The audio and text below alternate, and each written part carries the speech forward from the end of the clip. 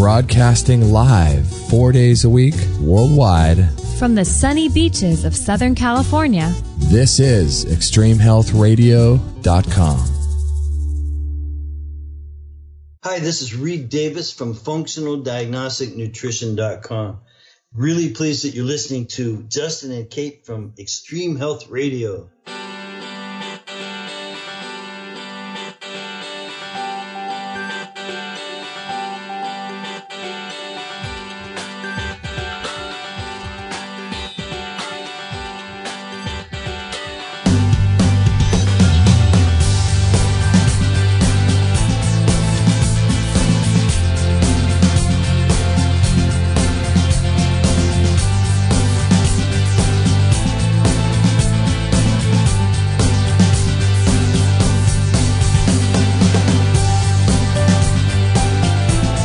Had to wait for the little piano intro to happen there.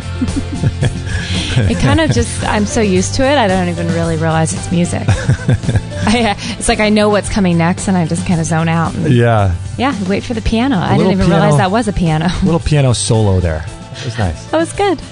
Well, I want to thank everybody for being in the chat room and joining us on another episode of Extreme Health Radio. What episode did you say this was, Kate? This is 348.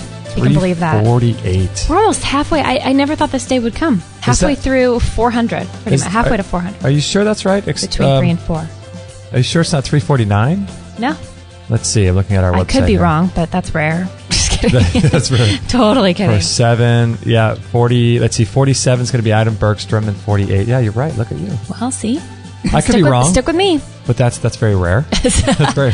You like that? Yeah, that almost never happens. I'm not prideful or. That actually happens more often than not within a day. I'm usually wrong, but positive affirmations. I was wrong. When we were driving up in Huntington Beach around Dr. Bergman's house. Remember with all the directions? Oh yeah, you got us really lost. You said, "This is," if I can quote you, "This is my hood." I think I know exactly where we're going, and we ended up like 10 minutes off course. Well, you try. You've been out of your hood for too long. Yeah, I've been out of my hood. I've been removed from the hood for way too long. Well, thank God, because that place is not the most incredible place to live, and now you live by the beach, so you know what? Life's not that bad, is it? Thanks. I feel like I should be on your couch. Give me a little I only charge $200 an hour. Come sit on my couch and talk to me. That's awesome. Yeah, we were up yesterday for our visit to Dr. John Bergman, our chiropractor. We had 2 adjustments, upper cervical adjustments, and then we had a float session in between in the sensory deprivation tank for an hour, for 90 minutes. How was that for you? What happened to you? Oh, my goodness. We haven't broken this down. What exactly? I know they're just such different experiences every time we go in there, but... Yeah, it was. It was funny because we were driving in the car, and you were talking about how you went into it without setting an intention on purpose, and I actually did. I set an intention on purpose, just basically asking God to share with me anything I need to know. And it was funny because a lot of times when you go in the tank, it's like you try hard to come, to experience something. And to leave with like an experience or a vision or something. Yeah, and the first time it happened, which is really cool. And I think the whole idea of the tank is to let yourself go. And it's the art of letting go. I think for me, at least, that it is one of the most powerful things. Because remember that first time in the tank, my neck hurt for 2 weeks. Oh my gosh. Yours too. Mine hurt for a good week. Yours was double mine, but that was bad. Yeah, and it's because we weren't totally relaxing. No, not it at all. Had to be, right? Yeah, no. Yeah, we completely were holding on to the idea that we were going to get our face underneath there or something. We're going to sink or something, and so you tense up your neck for an hour and a half, and then you're hosed. That was hosed. That was crazy because I felt like I had completely let go, Did you? On that first time, but I'm like, why is my neck hurting so bad? I didn't think there was any other possible way that I could have let go more, but clearly I was so far from the mark on that one.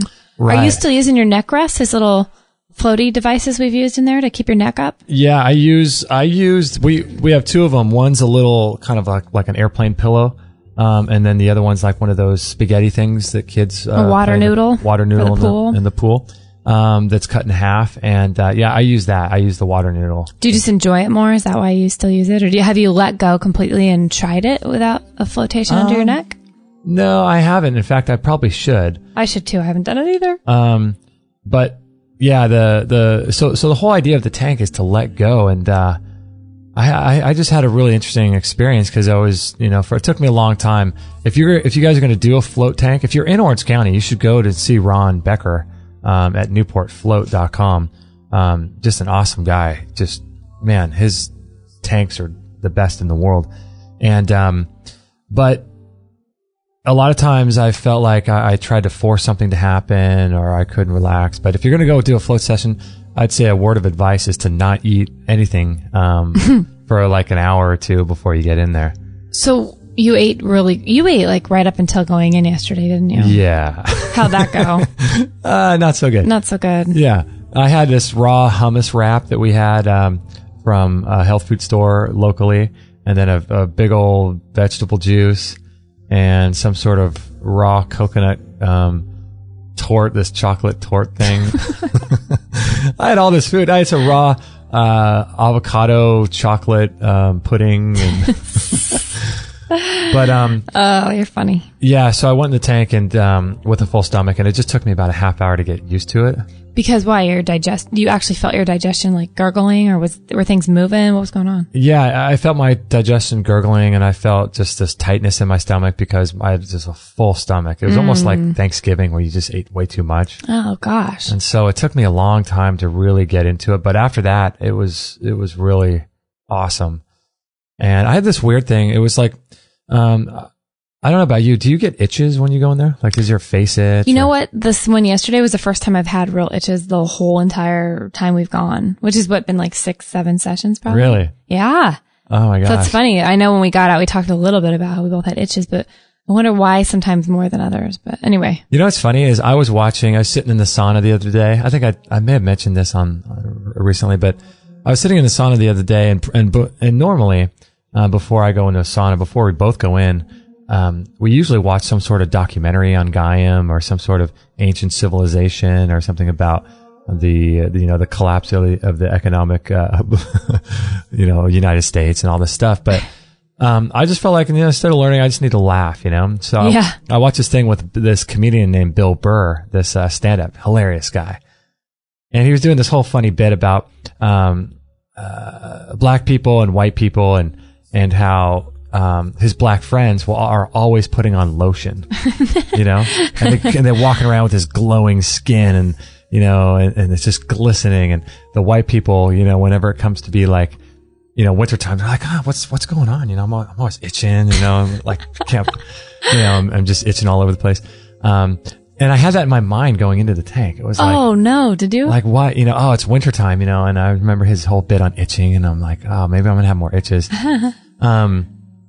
But it was, I had this itch and I just thought it was, something insignificant. I had about 5 of them during the session and, like 8 of them, I think. And I only itched 2 of them, and I got the hit that as annoying as an itch is for me, it's a disturbance in your surroundings that are on the outside of you. Right? Like, something like it's external things. Yeah. It could be representative of someone who really bugs you or someone who really pushes your buttons or something that really ticks you off or something like that. And it's a disturbance in the outside environment that causes our internal environment to want to take action. And in my case, it's just to scratch it, or in someone else's case, it could be to yell at someone on the road or whatever, coworker or something like that. And I felt like the itch was just some sort of sign or some sort of representation of something bigger that exists on the outside of us. And for me, it's the loudness. As I was just saying that, someone's car alarm went off. Oh, interesting. You probably couldn't hear that on the microphone, but I thought it was something representative of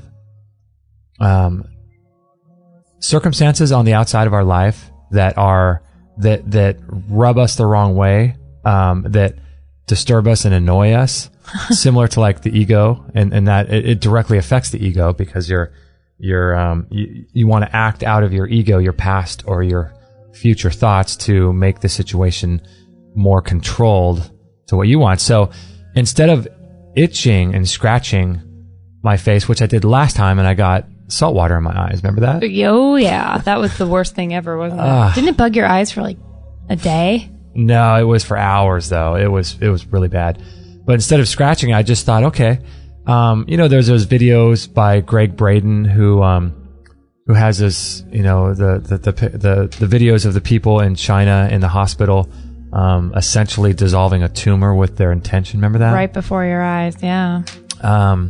So there's that video, and there's people who walk over coals, people who heal diseases with their mind. And I thought, okay. John of God. Yeah, John of God. Good one. That was a weird, really interesting documentary we watched, 2 weeks ago? Yeah, John of God. Wow. Yeah, and so I got this idea, okay, if the mind is powerful enough to do that, then I can get rid of an itch, right? If someone can get rid of a tumor or get rid of some sort of thing on your skin that's growing that you can't get rid of with their mind, I can get rid of it, a simple itch, right? And so if our internal struggles are only representative of what's going on outside, what's going on outside is just a mirror of what's going on inside. Wow, so like a reflection, yeah. It's just a reflection. So I'm disturbed, I'm angry about the noise that's going on around us in this chaotic environment that we live in. And so I thought, okay, the itch is sort of representative of some exercise I can do to realize that the only way for me to deal with these frustrations in life is to fix the internal environment. Wow, that's deep. Yeah, and so I could physically manipulate the external environment by scratching it, or I could fix the internal environment and never have an itch again. Kind of thing. And so, I don't know, I just thought that was cool. It was weird because it wasn't like, oh, God spoke this to me. It was just a thought I had. It was like, wow. It just kind of came in. That must be what's going on here. We have a guest in the chat room. This is so cool. That says positive psychology shows that happiness is 10% external and 90% internal. 90% internal, yeah. Right? Yeah. So that was just thoughts that came and you just let them flow. And I mean, how long did you actually think about that for? Not much. It was just sort of like kind of a knowing. It was like, oh, I know that this float session is only going to last 90 minutes. It was just like that, matter of fact. It wasn't like some vision I saw. It was just like, okay, if I this itch is just like I could probably get rid of this itch with my mind. And then I thought about what I just said. People get rid of stuff in their mind through their attitude and their thoughts and thinking. It must be the original source must be an internal thing. It's like Star Wars style. Yeah. All the Force, using whatever you got to use that's inside you to. Yeah. Pretty. Wow, mine was not the case this time. I thought it was amazing, but I pieced out. You had never gone out that much before. I never went out that much before. I literally just went into the water, and my goal was to I didn't have any intentions, but I had a goal, and that was to not move. Because the minute I start moving around in there, I get antsy, and then I might even get a little bit bored at the beginning. But I thought if I can just kind of chill out right at the beginning and just get into the mode where I'm at near the end of this, where I'm completely relaxed, or you know how when you get a massage near the end, you're like, oh, I was just getting into relaxation mode finally, and now it's over. Right. I wanted to try to bypass all those initial stages you have to go through, so that I could go straight directly to that end feeling. Right. So I sat there really, really aware and conscious not to move. And it worked. It worked really well. And I just was out. But I think the reason I was more out than ever, and my brain, probably about 10 minutes, I was in a trance. I wasn't asleep. I haven't really fallen asleep. There might be times where I've kind of come in and out of sleep. Do you ever get that point where you're just going to get into sleep and then you feel like you step off a curb? And that happened to me yesterday 6 times. And then your heart kind of goes a little bit. Then your heart goes and you're like, oh, and that's when you kind of feel the water sloshing around you and kind of wakes you up. But it was very strange. That happened. But you know what? I think the reason that I was really able, like you brought up, to go out a bit quicker this time was because I had been fasting this week. Yeah. And didn't really have a lot of food back in me. And I was really clean and clear. And I was just able to kind of go there in an instant. It was really, really, really, I don't know. It was just really powerful to get that kind of rest. Because I haven't been sleeping good. That's what's interesting too. During this fast, I've been sleeping horrible. No, that first day. Horrible dreams. That first day, though, you said you slept for 9 hours. Remember that? It was 10 hours. The first day was good, yeah. Yeah. And then day 2 and 3, I've been having terrible dreams. I'm really like tossing and turning.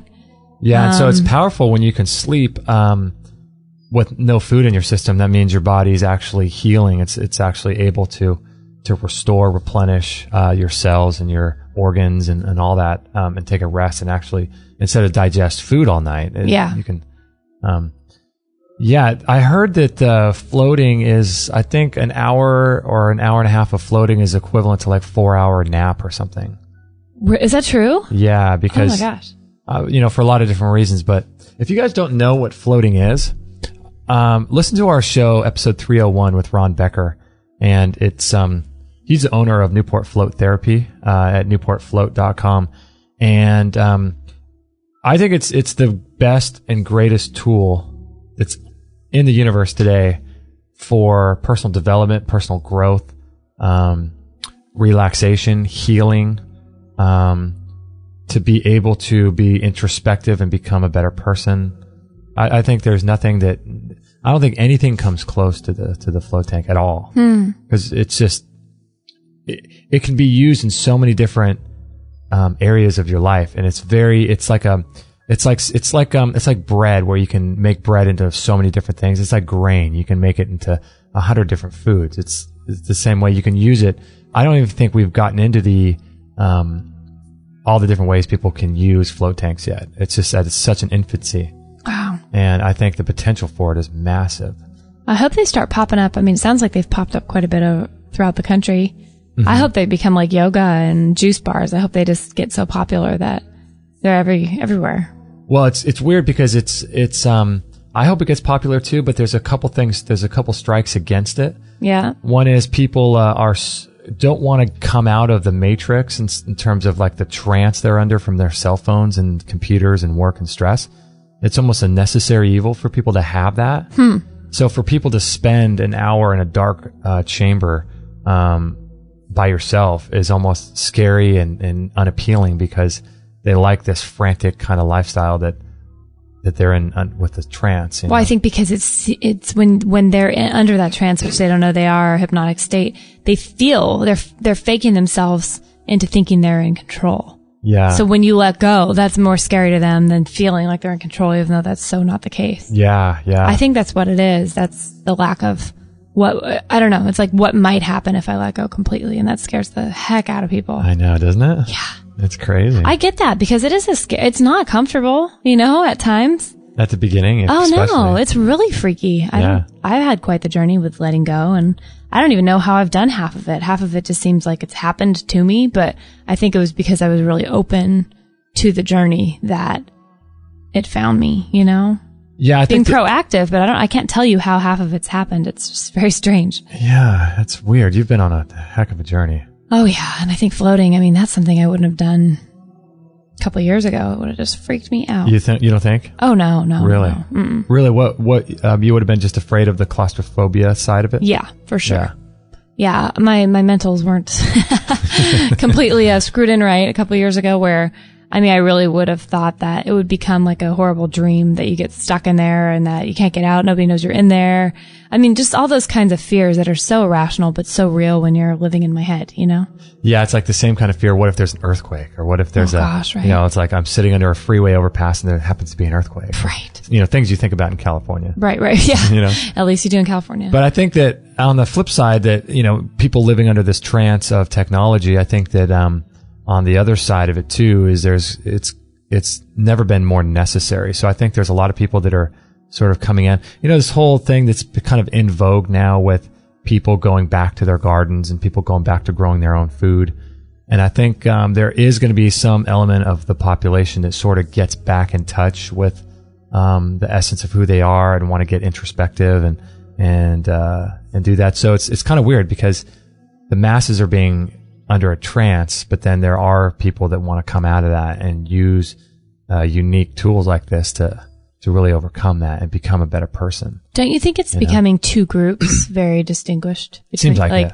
Yeah, it's like I feel like there's a few that are kind of in no man's land in the middle, kind of on the fence, a little bit awake, but not fully able to commit or willing to commit. Yeah. But it seems like, man, there'll be the people getting farther and farther entrenched in the trance and hypnotic state. And then there'll be those who have broken away and literally, bust out of the matrix. I feel like it's dividing people into two groups. So why do you think, when you first heard of the idea of the float tank, when was this, and what was your initial reaction to it? Well, you told me about it. You were watching Joe Rogan talk about it. And then you said, you gotta check out what these float tanks are all about. And this guy, Joe Rogan, I don't even think I know. I think that was my first introduction to Joe Rogan's work, actually, with his podcast. What's his podcast called? Just the Joe Rogan Experience.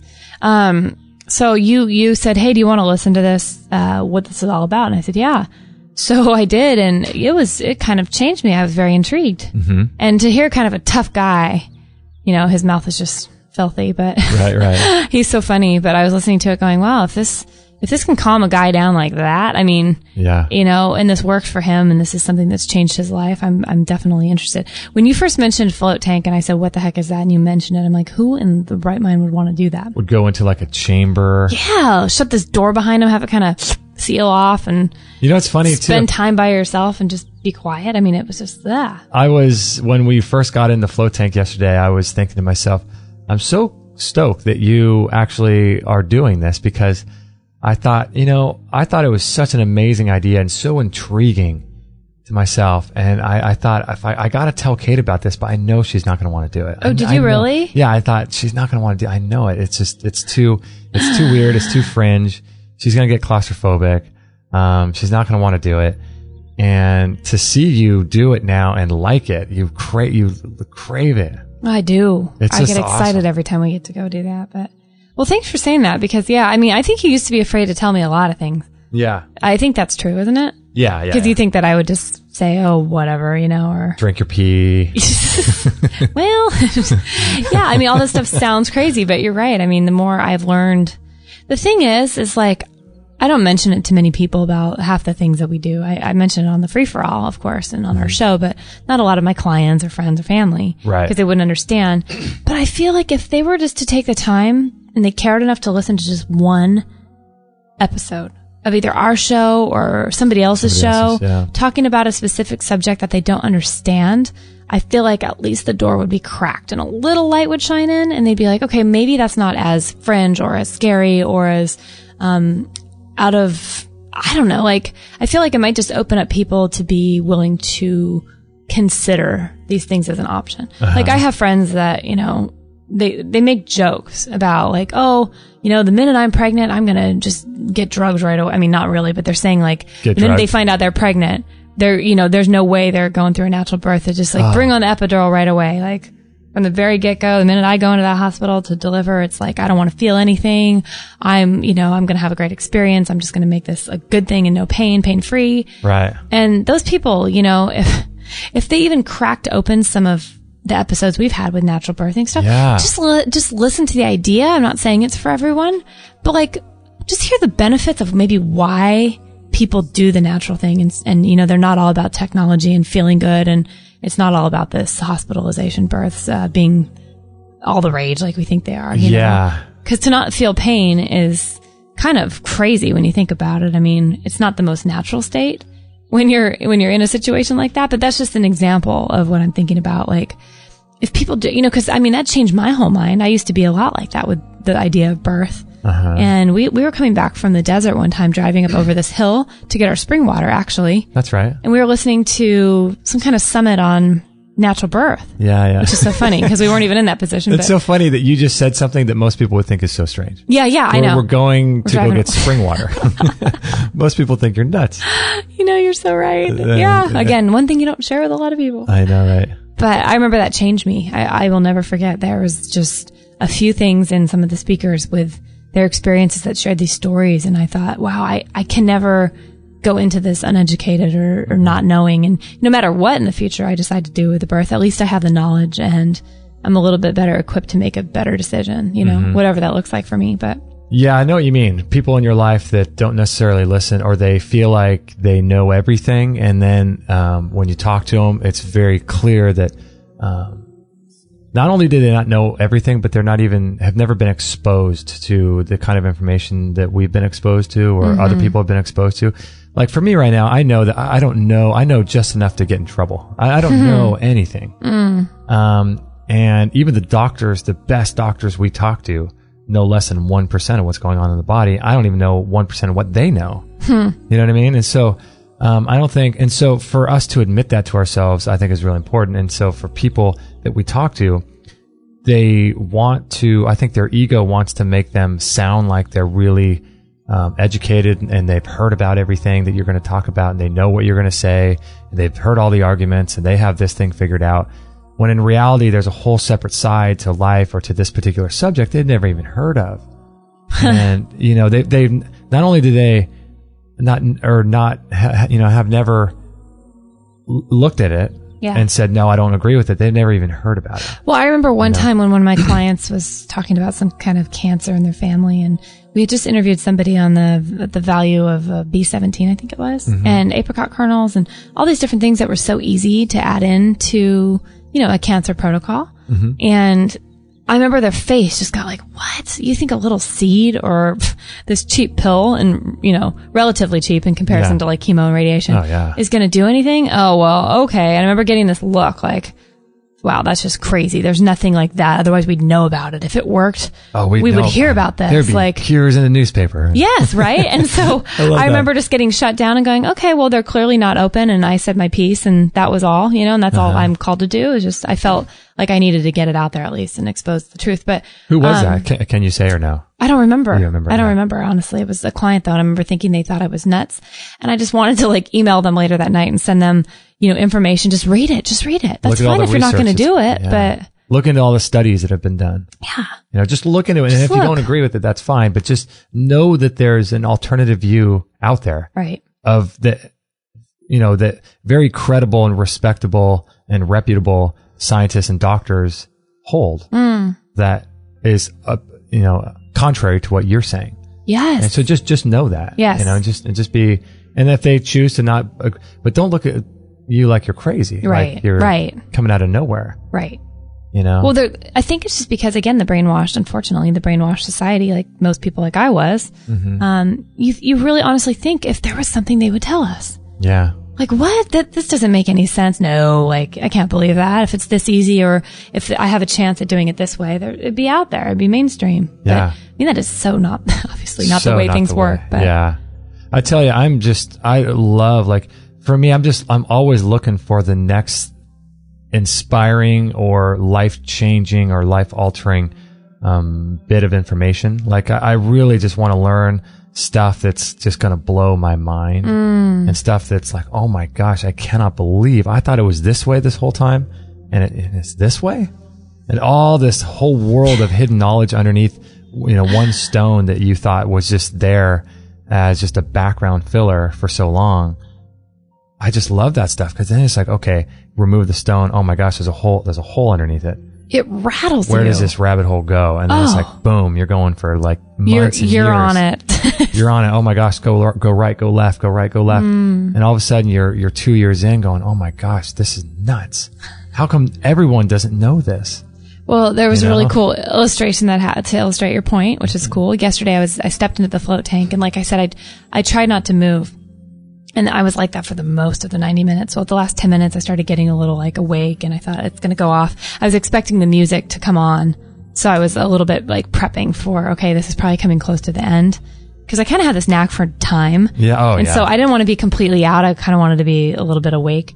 And so I thought it's so cool when you can move yourself around in there. So I started moving at the end, and I pushed myself up toward the top, and then I like pushed off the wall and just, like, you know, you're floating, but you can't really tell because you're in the dark. Right. But ever so slightly, it's like I knew it was like floating through space. I knew I was going to come and my toes were going to hit the end. Isn't that the way cool? down there. Yeah. And as I pushed off, I thought, whoa, this is so cool. It's like Alice in Wonderland. It was like Alice falling down the rabbit hole. Oh. And in that movie, I don't know if you've seen it or even just read the book, that's what it felt like. I thought I opened something, I cracked it, I jumped in, and then boom, and I fell.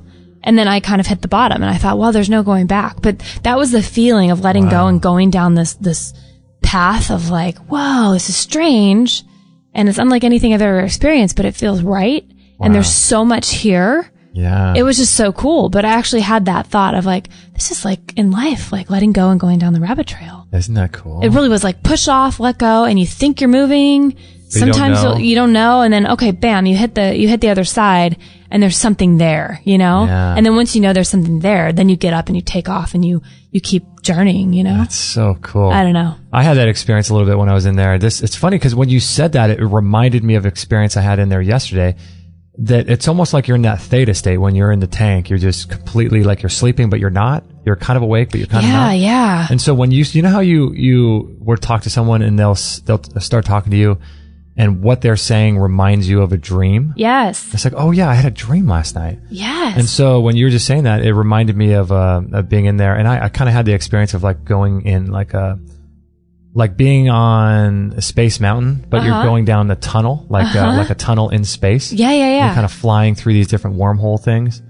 Because everyone knows what that feels like. If you've been to Disneyland, you know what that feels like. It's funny because remember that quote by Socrates where he says, "The unexamined life is a life not worth living." Ooh, good one. And I think that's what the tank does. It allows you to be introspective, and it allows you to look at your life in unique ways from a third party perspective, almost like in a meditation where you're completely disembodied from your ego. So you're looking at yourself as a spectator and examining almost like you're 5 or 10 feet above, and you can see like, you know, how am I as a husband? How am I as a wife? How am I, you know, how did I react today? You know, in what ways could I improve?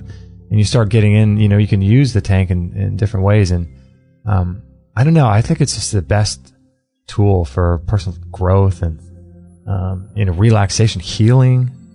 It's insane. It's so... People go in there for all different reasons. And I think with a lot of different healing modalities, people show up for different things, like whether it's physical, mental, emotional. I mean, we all have things. And I think sometimes we don't even know why we show up. Like yesterday, I didn't know why I showed up. All I know is I like it and I like the way it makes me feel. But there's always something. I mean, yesterday I clearly just needed rest. I needed deep rest after I came off of a juice and bone broth fast. Yeah. And that was it. Like, and sometimes I go, you know, I might enter having an intention to have a vision about clarity on where my next step is in my career. But instead I walk away with, something totally else, you know, something totally different. Did you go into the tank yesterday with some thoughts about your impending retirement? No, not really. No, I didn't. And that's what was so weird to me. I usually like to have some sort of intention, but I just felt like, you know, I just showed up and I'm here for a reason. I don't know what it is. And I'm just going to like chill out. It was cool. I think that's cool because like even having an intention could be based in fear because you're afraid to do something. You know, you're afraid to go into something without an intention because you've heard from all these great people and teachers and motivational speakers that you should live with intention. And if you don't do that, then you're going to sort of not be in control of the situation and not want to come out with a particular outcome. But sometimes it's about letting go. I think letting go. I think no matter what, nobody knows exactly what's going on and no one can tell you all the answers. So I think it's a combo. I think that's the most anybody can really ever say. Yeah. Honestly, I mean, I don't know, like, you'll hear one thing and then the very next podcast you'll listen to will be another thing. Like, I'm not just talking about our show too, but I'm talking about like, I'll pop in the Hay House World Summit stuff and it's like, okay, I totally agree with that. And then, oh, just kidding. The next thing, but you can't take whatever anybody says to heart. It's going to be different all the time. And that's the thing. I think life is changing and that's the current of life. You know, nothing is going to stay the same. Nothing's supposed to stay the same. I think it's probably important to have an intention and to have goals, but not be attached to that stuff. Yes, that's all I can say too. Work towards it, but like, the tank is just so great because it's like you want to try so hard to have an intention and try so hard to have something magical happen, but sometimes you just need to go in there like you did and just be. Just be and let whatever's supposed to happen. And if that's nothing, then you're okay with that. Yeah, because you don't want to feel like you wasted your time in there if nothing happened to you. Like, that would have been me a year ago, Yeah. I didn't get anything out of this. This is a bummer. Like, I just laid there for 90 minutes and this was my time to hear from God or, have some clarity on things and I didn't have it. Well, right. I wasn't disappointed yesterday because I didn't have anything to be disappointed about. I just thought that was really cool. You know, it's cool because we're leaving the tank, driving back over, and we met this really interesting guy in Dr. Bergman's, didn't we? Oh my gosh. You want to talk about that after a break? Yeah, he was a really interesting guy. Yeah. But it was funny because when you're in there and you're completely isolated like that, it's so great because, at least for me, you don't have any attachments to judgments. Remember we're driving and it's like you see, a perfect example is if you see someone, you know, like a bum that's walking by and you look at them and your immediate reaction, at least for me, is like, oh man, I hate to see people like that. Like, it's such a bummer, right? I don't like to see people like that. Yeah. And then you think, oh, should I help them or should I not? I'm sitting at this light. If I helped them, it might stop traffic a little bit. I don't have the time. I'm in a rush. Should I help them? Other people will help them, right? And then you're thinking, oh, I drove through. Maybe there was something special that was supposed to happen. Maybe that was a sign that God would show me something that I didn't know. Or maybe I just was a bad person for not helping the guy. And then you wonder, oh, it's 2:00 on Tuesday afternoon. Should that guy be working? Why isn't he working? How come people like that don't work? What's wrong with them? And then it reminds us of friends we have that are like that and living off the government and how hard we work, and yet we're struggling, but they get handouts, you know, and then you go down and down and down the rabbit trail. And your mind just goes on and on and on with all of these thoughts. And you get in the tank and there's just nothing. It all goes, doesn't it? It all just goes away. I think it's a magnesium. Totally. That stuff is magical. What is it about the magnesium? Like, do you know? Like, what properties in it that actually, like, has that calming, I don't know. We did a whole effect? show, remember, with Ian Clark. Oh, that's right. Of the magnesium infusion that we recommend to people. That's right. From Activation Products. We'll put a link to that thing. But yeah, the magnesium is just, I don't know what it is. It's one of the most depleted minerals in our body. And when you sit in the tank like this, it just soaks into your skin like nobody's business. And all of your cares, like you think about being in a tank like that, you think, oh, your mind would go nuts. But it's almost like, it's almost like, I don't know if people have practiced jujitsu, listen to this, but when you're in a position and you clearly know that you made a mistake, the other guy took advantage, and now he's choking you out. He's got your back. He's choking you out. In that case, you've tried your escapes. None of them are working. Then you just got to give up and just tap. And it's almost like that, where it's like, okay, when you get into that salt water, it's like you're tapping out. It's like, okay, I can no longer be worried and afraid and fearful and have all these attachments and thoughts. Like, it just removes it somehow. It's weird. Does it do that for you? Because you have an active mind. I do have I have a monkey mind. Monkey mind. Yeah. It is. It's just monkey chatter. It's just nonstop. But yeah, and it does that. It's awesome. It's magical, really. It's just amazing. Should we take a break? Let's do it. I'm going to go heat up some more bone broth. Yeah, we have bone broth here for breakfast. Do we have a long commercial? Yeah, we have. Let's see. We're going to run a little ad for... Let's see. We're going to run an ad for the laser.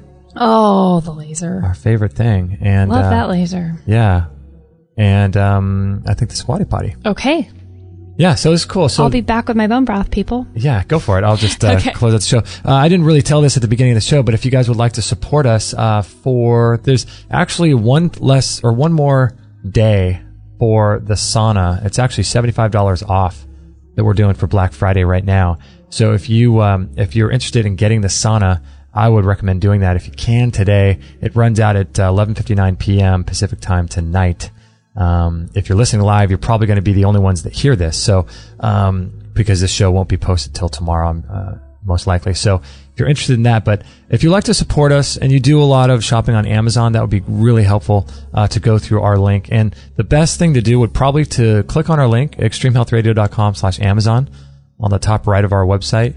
Click on that link and then bookmark it. If you can bookmark it and then use that bookmark every time you purchase for birthdays, holidays, anything like that, that'd be really, really helpful. So we'd greatly appreciate that for all your Christmas shopping and all that kind of fun stuff. So if you could do that, that would be sweet. We'd greatly appreciate it. This is episode 349, I think. 348, 349. I'll get it right. But we're going to be right back right after this break. I wanted to tell you about this really powerful and unique product called the Q Laser. Did you know there's over 2,500 peer-reviewed clinical research studies showing the benefits of low-level laser therapy on the body? We had Dr. Larry Lytle on episode 165 talking all about it. Dr. Lytle, what is the Q laser? The Q laser is a light-delivering device, handheld, rechargeable, that is for lay people and professionals, that works at the cell level of the body to restore energy. Since the body is all composed of cells and the cells are composed of atoms, it's good for any and everything in the body. It is especially beneficial for injuries. It will reduce swelling and inflammation before your eyes. Literally, you can have a sprained ankle and fly the laser, and within 30 minutes you can see that the swelling in the ankle has been reduced. Since all disease is inflammatory, you can assume that the same process is working if you have some type of intestinal problem. We have pictures of using a heat instrument to diagnose the intestinal inflammation. We can show that intestinal inflammation is pretty much gone within 3 minutes using the Q1000 laser. It's the number one tool in your medicine cabinet. I have a saying, never leave home without your laser. I have had 3 serious burns, and each time I had my laser with me, I applied the laser immediately after I had the burn. I never even blistered. Kate and I don't want to be without ours. We've worked out a special deal with Dr. Lytle for all of our listeners. If you'd like to learn more about how the Q laser can dramatically improve your health, go to extremehealthradio.com/laser.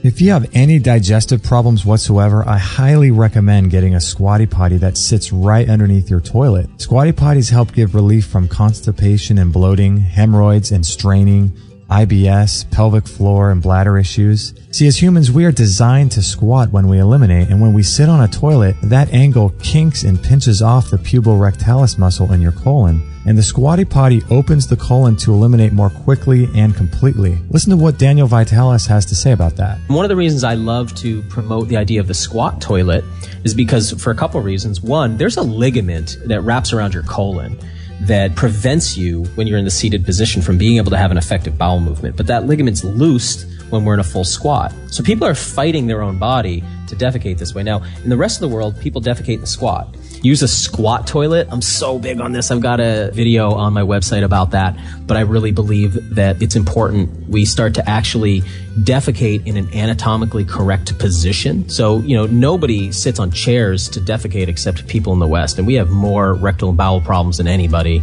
more constipation than anybody, but this actually puts our body in a disadvantageous position for trying to go to the bathroom. So if you don't have a squat toilet or don't want to invest in one, I don't know, stack some books up, but get something where you can actually squat up above the toilet, or at least get your knees up higher. Justin and I love our Squatty Potty. Start improving your digestion and elimination today by going to extremehealthradio.com/squat or see it in our store. Again, go to extremehealthradio.com/squat and watch the video to learn more. 100% listener supported. Extreme Health Radio. Opening minds and transforming lives worldwide. Don't forget to join our thriving community for health tips, inspiration, and show updates at extremehealthradio.com/Facebook.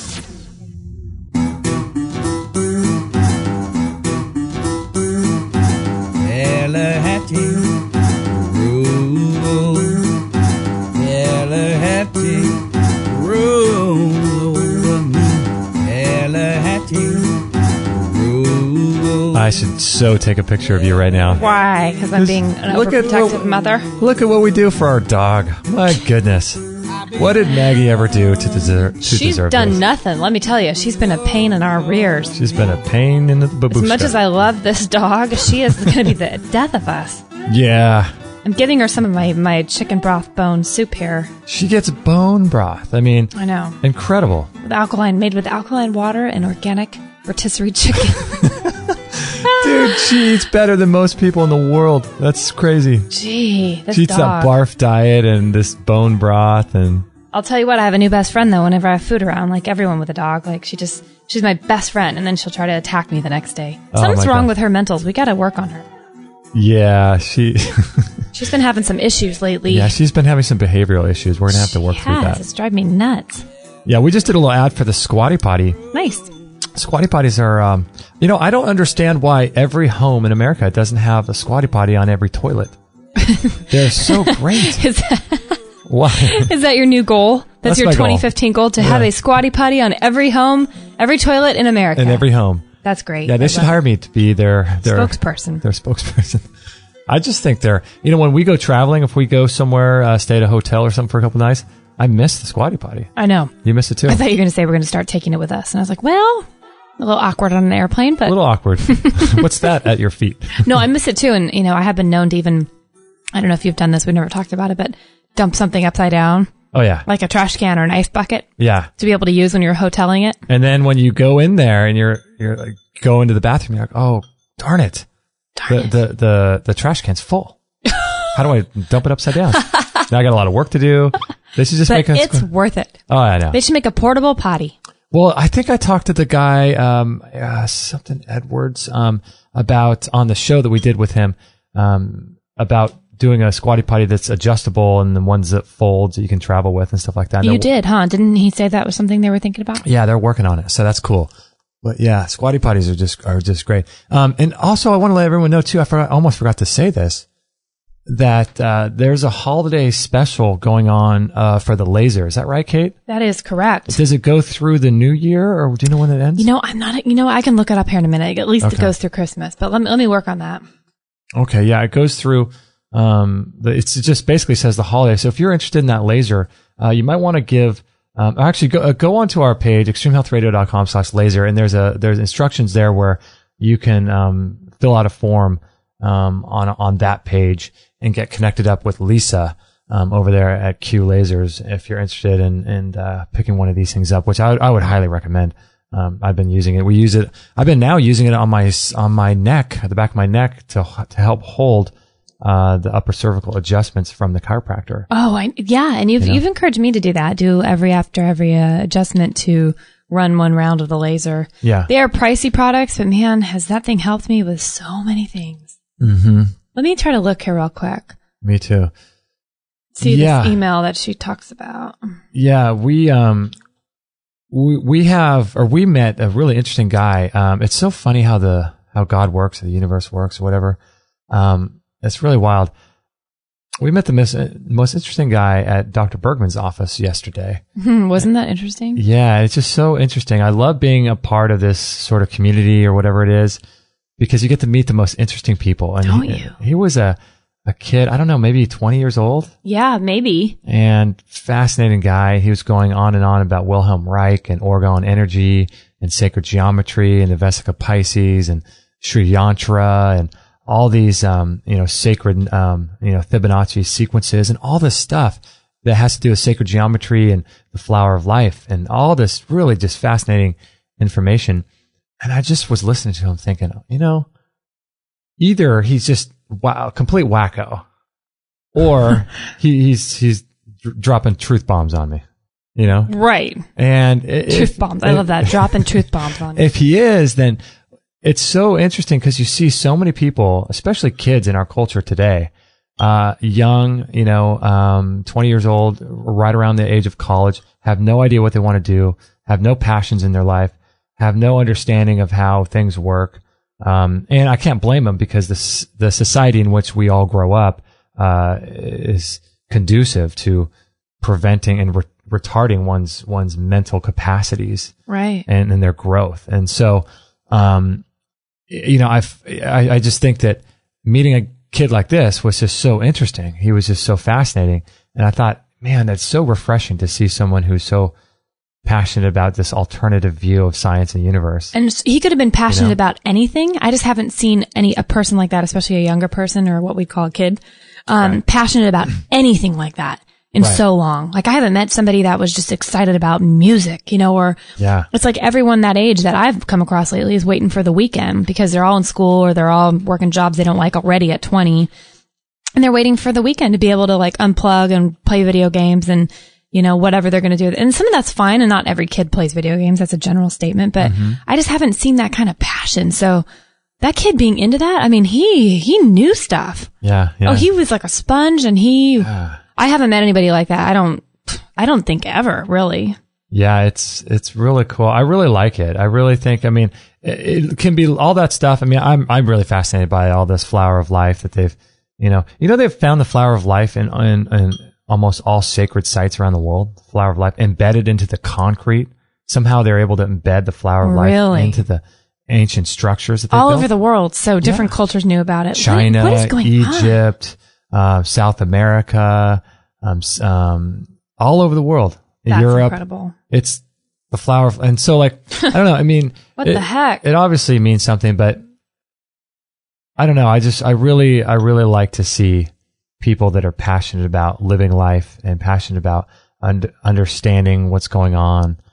He was talking about, remember, he's talking about the synapses and the neural connections in the brain to your pituitary gland, to your third eye, and how geniuses have this, some sort of connection between their third eye and their pituitary gland and their hypothalamus and, all this stuff. And, you know, it's like, what 20-year-old, I mean, why would that kid ever go to college? What the heck?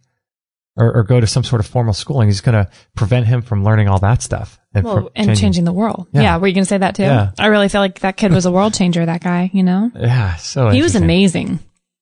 The people you meet if you're just open, right? I'm sitting there, right? And so you were getting adjusted by Dr. Mike at Dr. Bergman's office. And so I was sitting there waiting for you to be adjusted, and I was going to go next. And so this kid's sitting next to me. And just out of the blue, I was just sitting there reading the signs, you know, the placards on the wall and the thing on the TV. And he just says, "Did you know that the spine has 33 vertebrae?" You know what that reminded me when you told me that? Jerry Maguire. And that little kid's like, "Do you know that the human head or skull weight or brain weighs?" Yeah. Like, what a conversation starter. It's so Napoleon. And that's how it started. Yes. And that's how it started, huh? Yeah. He goes, that's you know, funny. The human spine has 33 vertebrae. I said, "Oh yeah, no, I've heard that." He goes, "Yeah, 33 is an ancient sacred number." And I said, "Oh, really?" He started, and then he just started explaining it to me. And the rabbit trail. Yeah, the rabbit trail just went down. Yeah, I didn't know what you were talking about with him, but I was hearing something, and I thought, wow, that guy sounds really interesting. And I couldn't see. I looked back once before I was adjusted, and someone was blocking him, so I thought that guy sounds like a 40-year-old guy, like talking, but he sounded young, but he seemed like he knew a lot, so I was thoroughly confused. And then after my adjustment, I went over, sat down next to him, and you were getting adjusted. And he looked over at me, and he looked down at my glass water bottle. He goes, "What kind of water are you drinking?" I was like, "Oh, alkaline." And then he's like, "Oh, well, did you know?" Like, and it was so non-egoic. He wasn't trying to like change my mind. He was just honestly trying to educate me about water and about the pH and about the kind he drinks. And, you know, I said, "Oh, you know, I'm sure there are times we could do better with water, but there's a water place up the street. This is the best we can do with the time we have right now." Right. And he said, cause I told him we used to go get our spring water and stuff. Yeah. And he was so kind. He's like, "Oh, of course, we all do the best we can always do with whatever we have at the given time." I mean, he was so cool. I was like, cool? That's so cool. I didn't feel like I was being preached at. I didn't feel like he was trying to sell me on anything. He just really cared about people, and it's cool. It was pretty cool. Yeah, I like that too. And I think that there's something that a lot of people have, and I know it is sort of ingrained within me, is that, you know, you can't somehow learn something from someone who's younger, because you've had more experience in life and blah, blah, blah. And you tell yourself all these things. But if I were to talk to Albert Einstein or Nikola Tesla, at, you know, 30 years old, they would have blown my mind. Right. And they would have been younger than me. So if you were to reincarnate them and bring them in here right now, it would be unbelievable. But at 30 years old, no one probably knew who they were. And so as time progressed, if you were to say to people, "I talked to Tesla at 30 years old and, you know, it was amazing," people would be like, "Oh, it's Tesla." You know, it doesn't matter what age he is. He's a genius. And so I think for me, it's like kind of letting that whole thing go, because age, it matters in some instances, but not really. It's just a number. It's just a revolution around the sun. You know, it's not really important. I just mentioned that to Isby in the chat room about the revolution around the sun. Oh, nice. That's cool. You said that. Yeah, it's because I don't like saying like how old are you or what age, you know, like it has some negative connotations to it. It makes you instantly feel like you should be something or have things in life that you don't have yet, and you feel like you're running out of time. Well, like Adam Bergson was saying, you actually kinetically you test weak for when you say your age. Well, I'm not surprised, because there's something about it. I can't handle people that say stuff like that about like, oh, like I'm the owner of our salon, love her to bits, but she'll always be like, "Oh, I'm, you know, this 52-year-old body," or "That was when I was really young at, you know, 30. And oh, you've got," like, I'll say something about like, you know, how old I am to someone, And she'll be like, oh, you just wait, you just watch. And I'm like, that just is so depowering. It's so depressing. It's depressing. And she's kind of laughing, but I'm like, that's no laughing matter. I don't like feeling like my power and my age is stripped away from me and I don't have any time left. Like, I don't like that. And it puts you on this sort of linear time range where, left to right on this line, and all of a sudden at the end you fall off the cliff, or you fall off the table and your life is done. And, but when you think about life being circular, how many revolutions around the sun? Mm-hmm. It's a cycle. It's a cycle. Cyclical. And everything in life is circular and it's cyclical. And so when you look at it like that, it's less fearful. But then also too, it's interesting when people say things like that, it's hard because on one level, you don't want to have this ego and this negative response to it. So it's almost like you want to hear, you almost want to hear someone say like, something like that and say, oh, that's great. That works for you. That's not how I think, but okay. And just accept.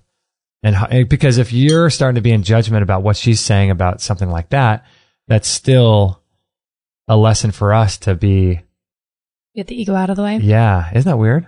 What's hard for me is for people who use their revolutions around the sun, I'm going to say, as they know more than, just because they've had those extra revolutions on us, right? That they know more. Like, I have had a couple people say to me, and unfortunately, this is real examples where they'll say, oh, just wait till they'll say something negative about their husband. And I'm like, oh, sad, Yeah. And they'll be like, oh, just wait till you've been married 25 years.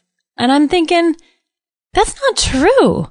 That's not even true. You're using your age as like an all-knowing, powerful truth.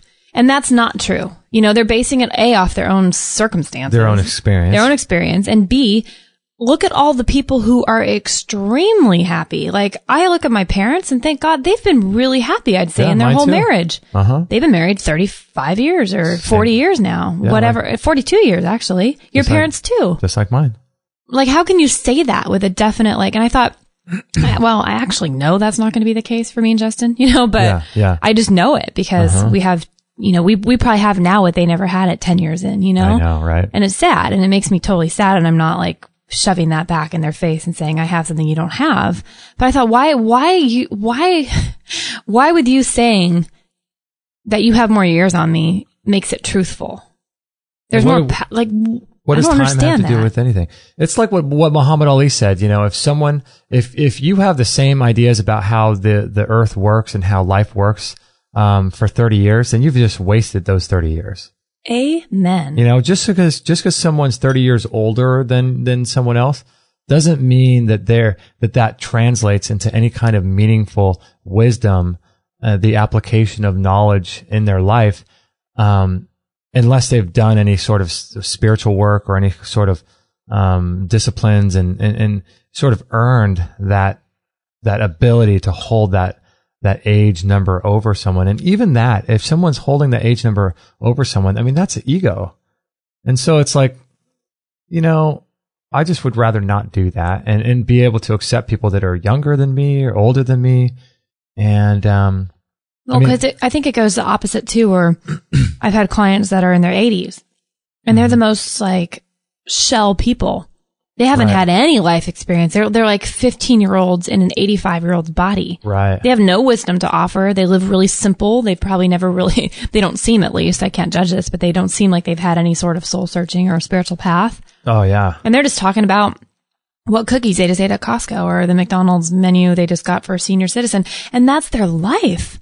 I'm like, there's no wisdom there. You could talk to a 20-year-old kid yesterday and feel empowered walking away from him because of his life experience. It doesn't matter about a number. Yeah. A number means nothing.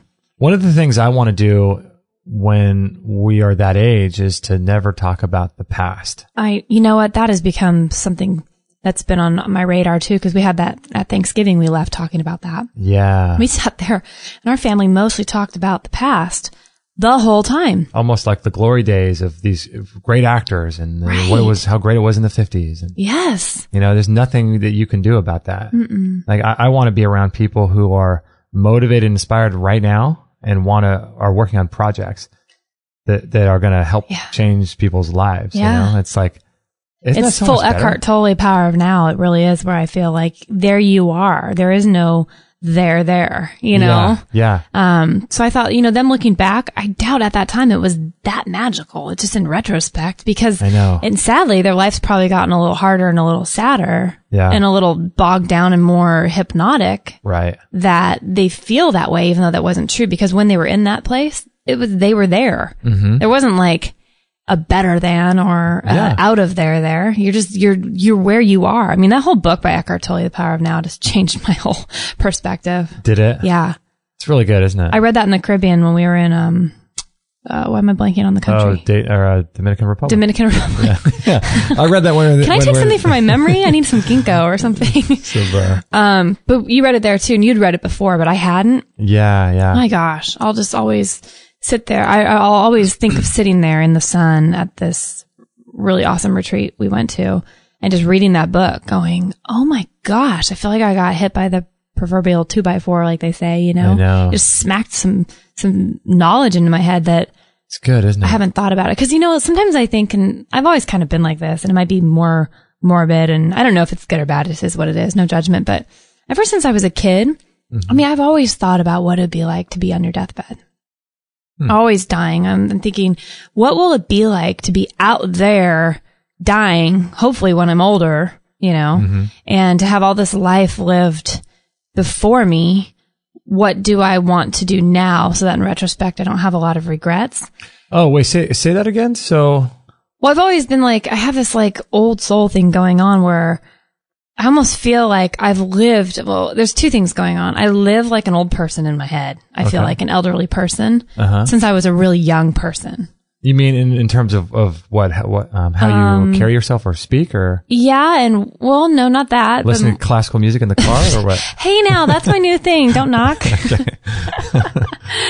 It's really hard to explain, but I feel like I've always lived from a place at a very young age of in the future or being of an older mind. Right. I'm the same way. The worries of older people. When I was 5, for some reason I had knowledge of, what it would feel like to be kidnapped, or what it would be like to lose a parent, or it's like I had gone through these things before, which brings up a whole other subject, but whatever that is, I've always really, had this strange thing going on where I've always been really old in my head, if that makes sense. Yeah.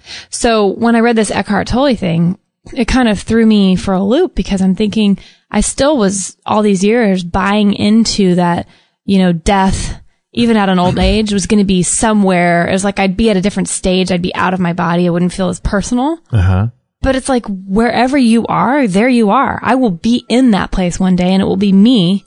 And there's no being outside of it. Do you know what I mean? Yeah, there's only the moment that you're in right now. And so any future moments doesn't really matter. It doesn't really matter, because I can't even grasp what that is going to be like, because I can't. Yeah.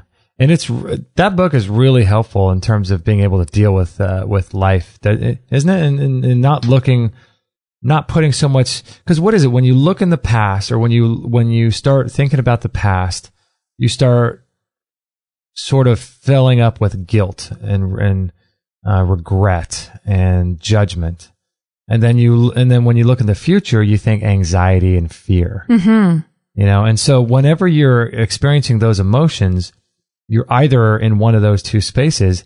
But if you're just right now, right here, then none of those emotions exist, because you cannot have those things are intrinsically interwoven strongly with the ego, and the ego only exists tied to the body, which is subject to time. Right. But outside of time, which is your soul, you can't really experience those emotions, because there is no judgment of what you're experiencing now. So say you had some experience in the past where you yelled at someone and you shouldn't have. Well, if you're living in the moment right now, right now we're sitting in this studio, and there is no other person. And whenever I see that person, or, I may write them an email and apologize or call them, but right here, right now, there is none of that. There's no guilt. There's no shame. There's none of that, because all you have is what's going on right this very second. And when you look at the future, you look at, fear, anxiety, worry, panic, depression comes from the past, being depressed. And so when you look at the future, all those things happen, but if you realize there's no future, how could any of that affect you? The fear, the anxiety, the worry about how things might turn out. How? You know, it can't affect you. I think it's hard to be in, this is going to be hard to explain. I feel like it's hard to be in the now because like wherever you are, there you are kind of thing. I feel like, oh, Maggie. I feel like I'm never, oh, sorry, hold on. No, it's okay. Our little dog. There you go. There you go. You can bark at the mailman. Oh, wow. I think it's a delivery or something. Is it delivery? I think so. I feel like I never really thought I was going to get old. I feel like I thought that happens to someone else. I'm going to have all this time and somehow magically I'm never going to age. Right. And it's like funny because I was blow drying my hair the other day and I thought, wow, I really need to get my bangs back because I'm getting wrinkles on my forehead for the first time in my life. Oh, wow. I thought, wow, this is actually happening to me, you know? Yeah. And it's bizarre because I don't know, there's something about you want to be in the now, but you also, you know, because when people think about one day when they retire, they have this feeling of what it's going to be like. And it's, you know, and then I look at like my dad who actually retires and it's like, well, it's pretty much the same thing. It's just he's doing different things, but he's still there. Yeah. It's not like it was just this, I don't know. This momentous, like, here I am at the top of the peak. Super climactic. Yeah. And then it was like, oh, like when you're 20 and you think you're retiring, it's going to feel different to you than when you actually do it at 65. And so I think that's just so strange that I buy into, well, other people are going to get old, but it will seem like I have all this time before I even show signs of age or whatever like that. Right. But here I am, you know, and it's okay, but here I am. And it's a very strange realization that, you know, we're all on the same path. You're just really never going to think you're going to be somewhere, you know? I don't know. It's hard to explain.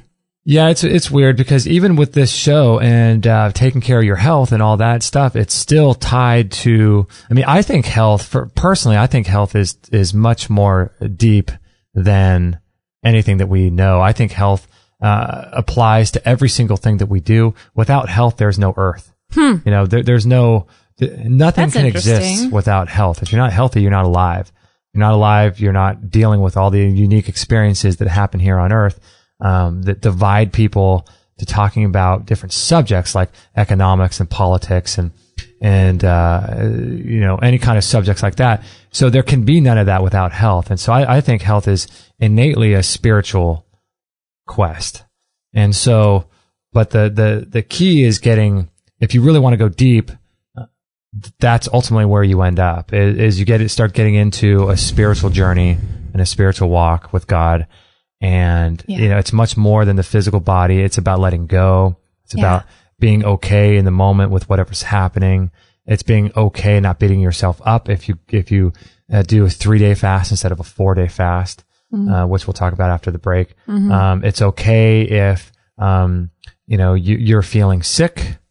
It's being okay with that. And ultimately, health is a spiritual. And so learning to let go and learning to live a spiritual life is going to translate to being healthy, I think, much quicker than the physical things that we can do that are tied to our ego and to our physical body, taking supplements. I mean, these are all things that we do and promote and really stand behind. But ultimately, it's much, much deeper than just drinking your green juice and trying to heal your gut. You know, what is the meaning behind all that? Interesting. And who are you trying to help? And how does this empower the world? And how does it affect change in the people's lives? And it's much deeper than just drinking a green juice, you know? You know what I thought was really interesting this last week is I watched Frozen, the Disney movie. Oh, yeah. By myself. I was watching a cartoon. It's just so silly. So what's the deal with that? Is that out? Is that a new movie? No, I think it was like a year ago. Oh, is it? Oh, yeah. It's old. My niece, my mom is, you know, tells me about my niece and she's all into these Frozen characters. And it sounds like it's a movie that's out now. Like it just came out. Oh, you'd think. The way that this Frozen is just all over the media, all over. I mean, little girls, it's like, they want to be that Bella chick or whatever her name is. I didn't think her name's Bella. Anya. What are their names? Ella. Anna, Elsa. There you go. You need to watch the movie. It shows you how deeply I'm entrenched in Disney culture. It was so funny though. I'm watching it. My parents had Netflix and they brought it over and they said, do you want to watch Frozen? I was like, I'll see what all the hype's about, you know? Because I've seen most Disney movies, but I just thought, a year's gone by, sure, I'll just watch it. Well, I was kind of disappointed because I thought the songs were really strange and there wasn't, like, it was kind of a weird, to me, it was kind of a weird, Was it cryptic like they talk about with Disney? Probably if I looked more into it, but I actually just didn't care. I was addressing Christmas cards while I was kind of had it on in the background. But there's that song, that Let It Go song that plays everywhere. I mean, the little girls next door, when they had a bounce house birthday party. Oh, yeah. Do you remember on the 4th of July around that time? That movie? They were singing Let It Go. Everybody's like freaking out singing about the song. Who sings it? It's that character Elsa who sings it. But who actually sings it? Oh, I have no idea. Whoever these Disney princess people are. But in this case, she wasn't even a princess. But the song was interesting to me because it was all about letting go and being free to be yourself. Because she had these destructive powers that she could turn things to ice, and she always hid her hands because the minute that her hands started acting up, she could do some damage with them. So she goes off by herself basically and lives on the top of this mountain so that she can be free to be herself. Really? And so she sings this Let It Go song, and I'm like, wow, that's to me the first Disney movie where I think more than ever that generation needs to hear about that kind of a freedom, because it was almost like kind of creepy. It was almost like an adult theme of how do you let go? How do you really be okay in life with being who you're created to be, even if it doesn't look right to other people, and even if it scares people. Even if it scares people and they ostracize you because of it. That's not easy. So there was some good messages, but I thought the movie was actually kind of silly. Like I didn't understand half of it. I'm like, I don't understand why this is the plot. Yeah. But yeah, that Let It Go song, which actually sticks in your head and it's kind of annoying. I thought that's a really great message. If all these little girls are going around singing Let It Go, that's better than singing about being a pretty, pretty princess with, trying to find your prince. And at least it had some life affirming message, Yeah, I agree. At least there's something good about that for sure. Letting go and becoming fully a full expression of who you are, regardless of what your friends and family might think. And, for us, that's been a big journey for us as well. It's almost like coming out of the closet or something, isn't it? With the amount of judgment that you expect friends and family to have for you. But, to be honest, I don't think, our friends and family listen to much of our show. If they did, they'd think we're probably crazy. Yeah, sure. But, it's to the point now where it's like, let it go. I'll let it go. Who cares? Who cares? I don't care what they think. They're, like that quote says, what someone else's opinion of you is none of your business. Mm-hmm. It doesn't, if they want to think a thought about me, and think I'm nuts, then. Well, I've come to the conclusion of what's for the greater good. Is it to hide and make 5 people in my life or 10 people or 15 people happy thinking I am who they want me to be? Right. Or is it that I feel like this is my purpose? I'd be doing the world a disservice by not showing up and saying my real thoughts about things. And it is hard because nobody wants to feel like you've kind of ostracized yourself a bit if people really knew who you were. But, I'm kind of in between land right now where I feel like my family and friends know I'm a little different. But I don't think you're right. They haven't taken the time to listen to this where they'd be like, oh my gosh, she's way far off of what we believe, and that's okay. I know who I am. I know what I'm figuring out what I believe for the first time, but that's what makes it real. I haven't just been spoon fed it and I'm having to question things, Yeah, that's the kind of same journey I've been on is taking a step back and being, more introspective and saying, whoa. All right, let me think and figure out what I think about all of these things that I was taught growing up, about how the world works, about how religion, about all these deeper subjects. And I want to look at these things in a deeper way and figure out what the hell is happening. Where is this coming from? And do I feel comfortable believing these things? And if you do, that's good. If not, that's good too. And so, right. That's kind of like, where we've been, and it's been a whole journey of letting go. Kind of fun. I love it. It is fun. Very appropriate song. Like that unexamined life is not worth living. This is a great, thank you, guest 327 in the chat room also says, right before we go to the break, from the Tao Te Ching, if you care about other people's opinions, then you are their prisoner. Ah, yeah. That is amazing. Nice. That's true. If you care about other people's opinions, then you're their prisoner. And it's almost as if you are, what are those little dolls that, what was that? Remember that boy band? 98 Degrees or whatever it was, and they had that video where they had those string dolls. Oh yeah, they're little marionettes. Yeah, marionettes. It's almost like you're a marionette of you are a puppet. Other people's opinions. It's almost like you have to really take stock of what you believe and what information you come across, and so it's like, is this my thought? Like, did I come up with this opinion and this idea about things? Or was this something that was given to me, downloaded to my subconscious by my parents and teachers and friends growing up, that never even came from me at all? I never would have thought this left to my own. Well, I think unless you're a kid like Moby in the Jungle Book and you grew up in the jungle by yourself with not a lot and with no human interaction, you're not gonna. Everything is downloaded. I mean, who has that? Who honestly has that experience? I mean, everything comes from somewhere. So. Yeah, from some person giving their opinion about how you should live when they never even looked into their opinion themselves and determined if it's right. Someone has to break the chain and say, hey, the buck stops here. I'm either going to continue it because I'm convinced it's true, or I'm going to break the cycle because I looked into it and it's a bunch of hogwash. Yeah. Poppycock. Oh, good. You're like an old man. Balderdash. You have more revolutions around the sun than you're letting off. Balderdash. Balderdash. Well, we're going to take a little break here. I think okay. It's time for a little break. And I want to talk about your blog. Okay. This awesome blog you've been doing. And I want to find out about your fast. I think people need to know about this. Okay. And why you beat yourself up for finishing what you thought was early. Yeah. Or did you? Or did I? We'll find out. Okay. We'll find out after break. All right, everybody. Thank you so much. This is episode, is it 348 or 349? 348. 348. Okay, Get it cool. together, Stellman. I know. Sweet dreams, Stellman. Sweet dreams, Stellman. All right, everybody. We'll be right back. Would you like to feel more energy and a better sense of well-being? What's flowing through your blood makes all the difference. In my 22 years of nutritional practice, I've found that the food and supplements taken into the body determines to a large degree the amount of energy and happiness people have. One giant step in the direction of more energy and happiness is the type and quantity of protein you consume. 2 years ago, I was introduced to a whey protein powder that gave me more energy and a better sense of well-being. Having struggled with low energy, this was a welcome experience. This protein is called One World Whey. It is the first ever undamaged whey protein powder from grass-fed cows. People report the following: profound improvements in blood sugar and energy, elimination of pain, better bowel movements, detoxification, younger-looking skin and fat loss. Athletes love the strength and endurance-producing effects. Call 888-988-3325. That's 888-988-3325. Or visit oneworldwhey.com. That's oneworldwhey.com. And in my opinion, this is the best raw grass-fed protein powder on the market. It's developed on Amish farms. It's got 25 grams of protein in each single scoop. Crazy amount of protein.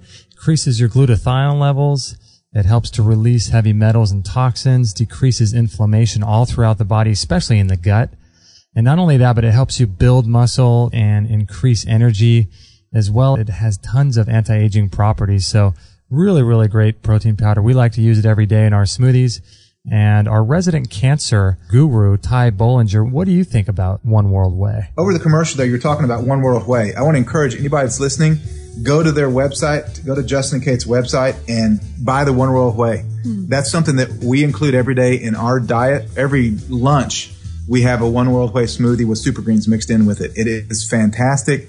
It's the best protein you're going to get. And as they mentioned, it's from grass-fed cows. It's organic. It's cold pressed. I mean, it is, you're going to get huge nutritive values from this One World Whey. It's the best protein on the market, I think. So then that's something that most people are deficient in is quality protein. So I highly recommend you go there and go to their website and buy this stuff. It's the best that's on the market. And I'm good friends with Stephen Hewer, who is the owner of Synergistic Nutrition, and he's a quality guy, and they have excellent customer service as well. Yeah, he's an amazing guy. We interviewed him on episode 88, and he's just an amazing guy, and I really love what he's doing. That's why I love supporting his work and love taking his products as well. Yeah, great stuff. And if you'd like to support Extreme Health Radio and the work that Kate and I do, you can get your hands on this One World Whey protein powder that I love so much at extremehealthradio.com/whey. That's WHEY. Or you could check it out in our store as well. That's extremehealthradio.com/whey. I have to say, I have been absolutely loving this product by Tristan Truscott and Peter Ragnar called Good Morning, Good Evening Qigong. If you want to listen to the interview we did with Tristan, you can go to extremehealthradio.com/127. And Qigong is a great way to de-stress the body. And as you know, there's a huge component to disease caused by stress. And stress is a huge factor in how we live our lives and the amount of energy we have and the amount of vitality we have. And so, Dr. Shade, what do you think about Qigong? People come to me and they're really sick and they got this blown out neurological system and all this toxicity. And I tell them, you need to do Qigong, Tai Chi. You need to do these things that settle down and restore your neurology, because it puts together all the parts. It puts you back into that state where you can start to detoxify. And so I highly, highly recommend all that. And what about you, Kit Campbell? What do you think about Qigong? Do you like it as well? Qigong is amazing. And the reason that I believe it to be amazing is everything here is energy. That is a scientific fact, if there ever is one. So when you're practicing Qigong, you're actually drawing energy into your body. Your intention, whatever your intention is behind any action, will determine the level of energy, type of energy that you absorb into your body. So your intention behind is very important, just like thought. So when you're practicing Qigong, you're actually bringing energy in and you're bringing out the stuff that might be a bit stale. With Tai Chi, it's totally different. The energy runs underneath the skin because it's more of a martial. This is the Chinese understanding, by the way. It's more of a martial art. So Qigong is very, very good for bringing that energy into the body, and just fantastic. If you're interested in picking up this Qigong course by Tristan Truscott and Peter Ragnar, go to extremehealthradio.com/Qigong. That's QIGONG. And you can learn more about it. There's a great video on that page, and you can learn more about it on that page. And I highly, highly recommend this product. I love it myself, so go ahead and check that out. extremehealthradio.com/Qigong. All free shows, all the time on Extreme Health Radio. Opening minds and transforming lives worldwide. Join our community today. Sign up to our email list and instantly get our free gift to you, along with loads of inspirational content and cutting edge tips to help change your life at extremehealthradio.com/subscribe.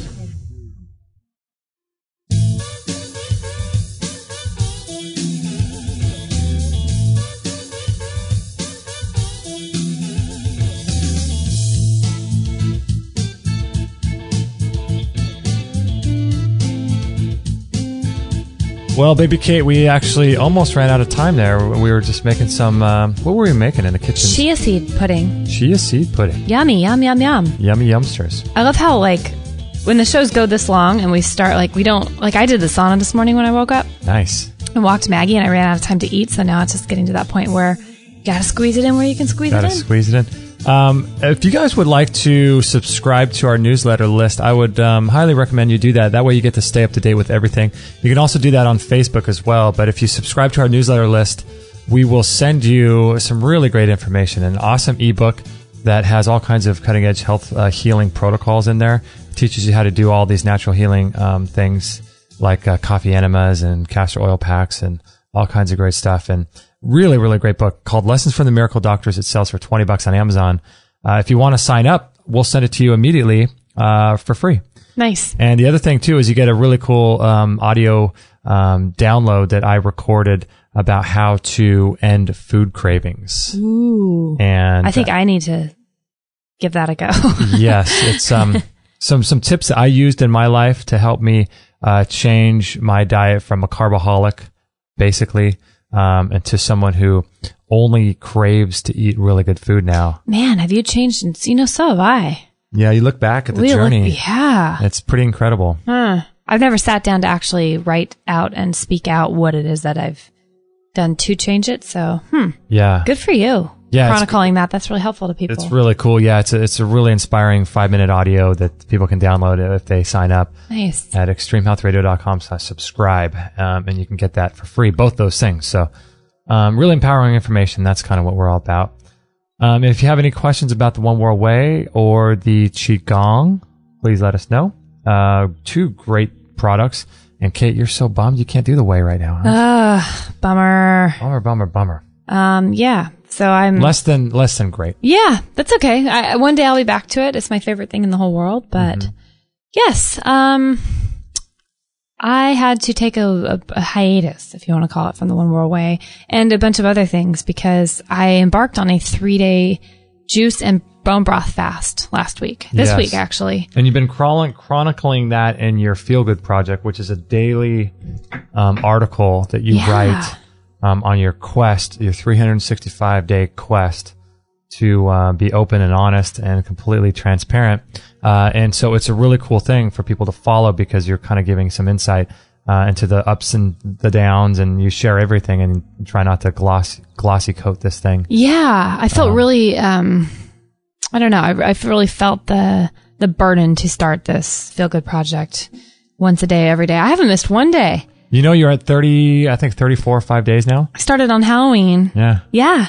It goes really quick. And you know, I had to thank you publicly because they wouldn't be up every day. I could write them every day, but the fact that you're able to post them for me and, you know, format them and make them pretty. Thank you. I really appreciate that. Oh, you're welcome. But, I was so sick of just not feeling good. I feel great some days and for months at a time, and then I'll take kind of a turn and start feeling crappy, and just the whole digestive thing just seems to be quite the experiment.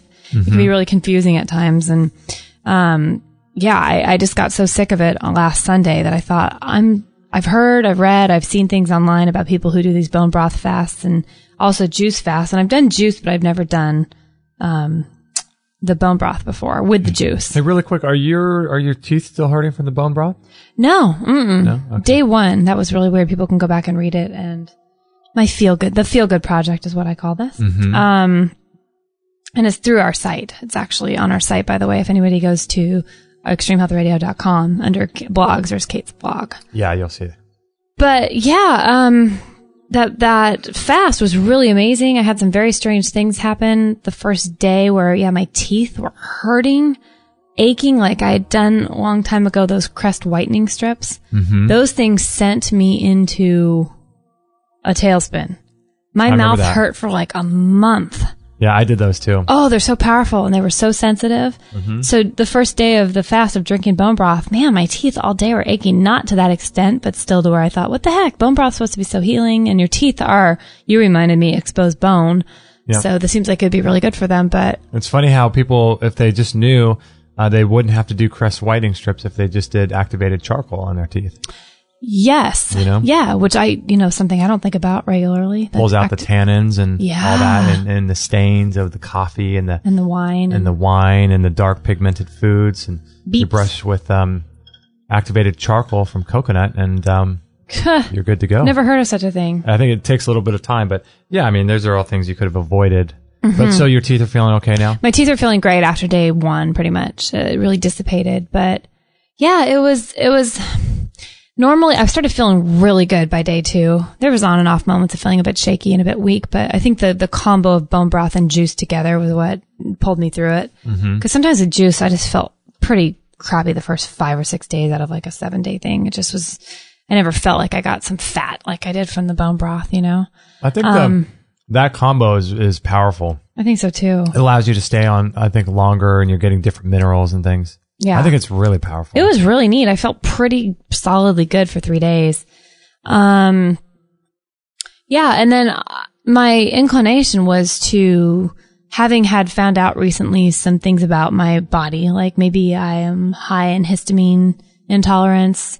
I seem to have a methylation problem, so sulfur foods have been out for a while. The One World Whey I quit a while ago because it was the high, sulfur content. Sulfur? Thiol content. My inclination was to go off this fast and just go full on, just really strict and rigid on the diet that I've kind of set up for myself, knowing like which foods are safe in all categories, and just really, really feel amazing and keep feeling amazing. But I thought, at some point, when am I going to try the foods that I know are going to make me feel crappy? And how do I really know it's one particular food versus like just a combo of food I've been throwing down my mouth for the last, few months that have led to this. So, you and I talked about it, and I thought, as much as I want to feel good and amazing like I have for these 3 days, and I want to just eat chicken and normal things that I know that aren't going to flare me up again, I actually dove headfirst the other way and thought, okay, the first thing I'm going to have on an empty stomach is just a big scoop of One World Whey with some water, and let that sit. So I know by itself, without any other thing added, that this could be a problem for me. And sure enough, unfortunately, right now, the whey made me feel super, super nauseous within 10 minutes. Gosh, really? Really nauseous, really strange. And then that kind of faded within 20 minutes. I felt okay. I told myself it's probably not the whey. It's probably that I just broke this fast with something other than broth or juice. It could have been anything. But then I tried it again yesterday, very isolated, and it was a no-go. It just made me feel gross. And, all day yesterday, my digestion was just messed up after that. Wow. So, bit of a bummer. That's so weird because I do well on the whey. Yeah. Most whey people don't do well because it's usually been refined and it's not coming from organic cows. It's not coming from grass-fed cows, and it's not raw. And it's isolated substances, and it's just done in a very chemicalized way. And so people have all kinds of digestive issues, typically with whey. Bodybuilders talk about this, but One World Whey, for me, I seem to do really well on. But if you're like you're having, because I think what happens is, one of the things the whey does, is it raises glutathione levels. And something that we've learned from Adam Bergstrom is that glutathione is in the sulfur category because thiol. Who knew? Is the middle part of glutathione. Thiol. It makes sense, doesn't it? THIOL, which is a sulfur component. So maybe the whey is raising some sort of thiol or sulfur in your diet, and your inability to methylate is causing this flare up when you take the whey. I wonder if you would take, how we take the lipospheric vitamin C. Have you tried the glutathione? I feel like I did about 2 months ago. If you guys, which is when I was starting to feel a little bit crappy anyway, so I don't know if that had anything to do with anything. If you go to extremehealthradio.com/vitamin C, all one word, you'll get to the page where we of the lipospheric vitamin C's that we take. Stuff's amazing. Yeah, and they have a lipospheric glutathione. And I take that, but I bet you wouldn't do well with that either. No, there are certain things that I'm supposed to stick away from, and that is one of them. Glutathione. Write this down. Yeah, no, I've had to, it's fun. You had a meltdown last night. I did have a meltdown last night. I was super, you think that one day after the fast, I'd be stoked to be eating chicken and vegetable soup just to have something, real dense in my stomach. But, I actually got really unhappy about that. I thought I'd be able to kind of ease back in and have a few, quote, cheat foods that really weren't the problem, that I could add more into my diet again. And it wasn't the case. And I just got super frustrated. I thought this could take a year of me adding something in for a week and testing it and then taking it out and then something else. And what the heck am I supposed to eat? That's what it all goes back to. I just get super, super frustrated at times. And yeah, I get really worn down. I mean, like a lot of people with chronic health stuff, it's just, some days you're fine on top of the world. Other days you're like, this just sucks. I agree. And then I snapped out of it 10 minutes later. You were nice to let me kind of go off there for a bit, but whatever. Today I woke up feeling amazing again. And that's the problem. It's so bipolar, Isn't the life so bipolar? Isn't it the whole of existence? Isn't it? There's two poles. I mean, it's just so funny.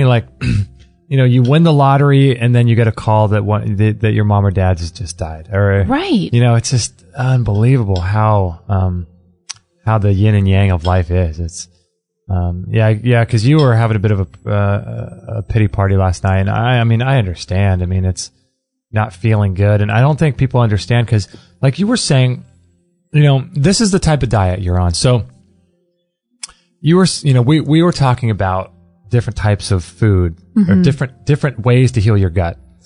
And then we came up with the idea of the GAPS diet. Mm-hmm. But you can't do the GAPS diet because it's loaded with eggs, which are high in sulfur. Right. And then eggs make me feel horrible. There's always one thing about any one dietary protocol. There's some main component in it that you can't do. Right. So for those that are listening, you're doing a low thiol sulfur diet, which is, what are thiol foods that are high in thiols and sulfur? Greens, eggs, whey, certain berries. Most berries, all dried foods. Quinoa, dried foods. Spinach, kale, Those are very high in sulfur and thiol. Garlic, onions. I mean, it goes on and on and on. So those are high in thiol. So then you're looking at also, okay, how do I do a low thiol, low sulfur diet, but also do a low sugar diet, right? Because you don't want to be eating fruit all day. Right. That'll jack your adrenals and drinking coconut water all day. Unless you're doing 30 bananas a day and you're eating dates all day. Right. That's a different diet. Right. So you're doing a low sugar diet. So that means that includes fruits and ice creams and everything else, right? Right. Okay, so that's something else to consider. Then you're thinking about you have a fibroid that you're working on your hormones right now. Right. So I want to eat really low estrogenic low estrogenic foods. And what are estrogenic foods? Any bean, seed, or nut is going to be an estrogenic food. Sweet potatoes, things like that. Yeah. Flax is very estrogenic. Beer, incredibly estrogenic. There's all kinds of estrogenic foods you want to stay away from. All dairy. I mean, obviously I'm pretty dairy intolerant anyway. Different category. Then histamines. What are foods that are high in histamines? That was a new one just last week I found because I was going through, I wrote blogs about this, but I was going through Whole Foods and found something called the Wellbeing Journal. And I opened up to an article called Reversing Histamine Intolerance. And the more I read about histamine, I'm like, man, this sounds like what's going on with me. It's everything. It's like a bunch of other stuff. What are foods high in histamine? Here, you sent me an email and this was super like, okay. Do you have the, Here, I'll bring up the magazine part first. Histamine-rich foods. Fermented alcoholic beverages, especially wine, champagne, and beer. Okay. Fermented foods. So there goes all my sauerkraut. Okay, which are good for the gut. I love it, which is and good anti-cancer, right? Right. Can't do that. Vinegar, soy sauce, kefir, yogurt, and kombucha. Okay, that's fine. But apple cider vinegar, is that a problem? Because I put that in my bone broth to help draw out the nutrients from the bone. So there's another whole question. Vinegar containing foods, pickles, mayonnaise, and olives. That's fine. I haven't had those in a year anyway. Okay. Cured meats, bacon, salami, pepperoni, lunch meat, hot dogs. Okay, whatever. I can get around that with eating good meat. Yeah, that's not too bad. Soured foods, which include sour cream, sour milk, buttermilk, soured bread. Well, that's fine. I'm dairy free. I'm not going to eat bread again. That's fine. Okay. Dried fruit, apricot, prune, fig, dates, and raisins. Now, dates are always dried? Well, let's just talk about this. This is what this article says. Okay. Most citrus fruits, aged cheese, including goat cheese. Under nuts, it's walnuts and cashews. Which you were doing a ton of for a couple days? Just for a couple days. And you felt horrible? I felt horrible. Which is what precluded you to do this. I was so excited to add them back in, right? This whole cleanse? Certain legumes, such as peanuts, but that's okay because I'm allergic to that and I don't eat I'm allergic to peanuts and I don't eat legumes anyway. Vegetables. Avocado, eggplant, spinach, and tomato. Okay. Avocados are high in histamine? I have been living off of avocados for like 2 years. Right? Wow. And then certain kinds of smoked fish and certain species of fish. Then they give you all these whatever. Okay, and then here's the foods that help release histamine into your system. Okay, so these are foods that maybe are not high in histamine in themselves, but they help your body to release it. Probably like the whey increasing your own glutathione. Your glutathione, exactly. Man, this stuff is... Alcohol, bananas, chocolate, even raw. Bananas, you were doing a ton of bananas. Cow's milk, nuts, papaya, pineapple, shellfish, strawberries, tomatoes, wheat germ, and many artificial preservatives and dyes. And also you have alcohol, energy drinks, black tea, mate tea, and green tea. Okay. Wow. That's crazy. That was a little disturbing anyway, but then you sent me an article you found out that made it even worse. And I think that's why I had my breakdown. Sorry. That's okay. I asked if you thought that raw date or dates that weren't dried would be okay because I really wanted a date.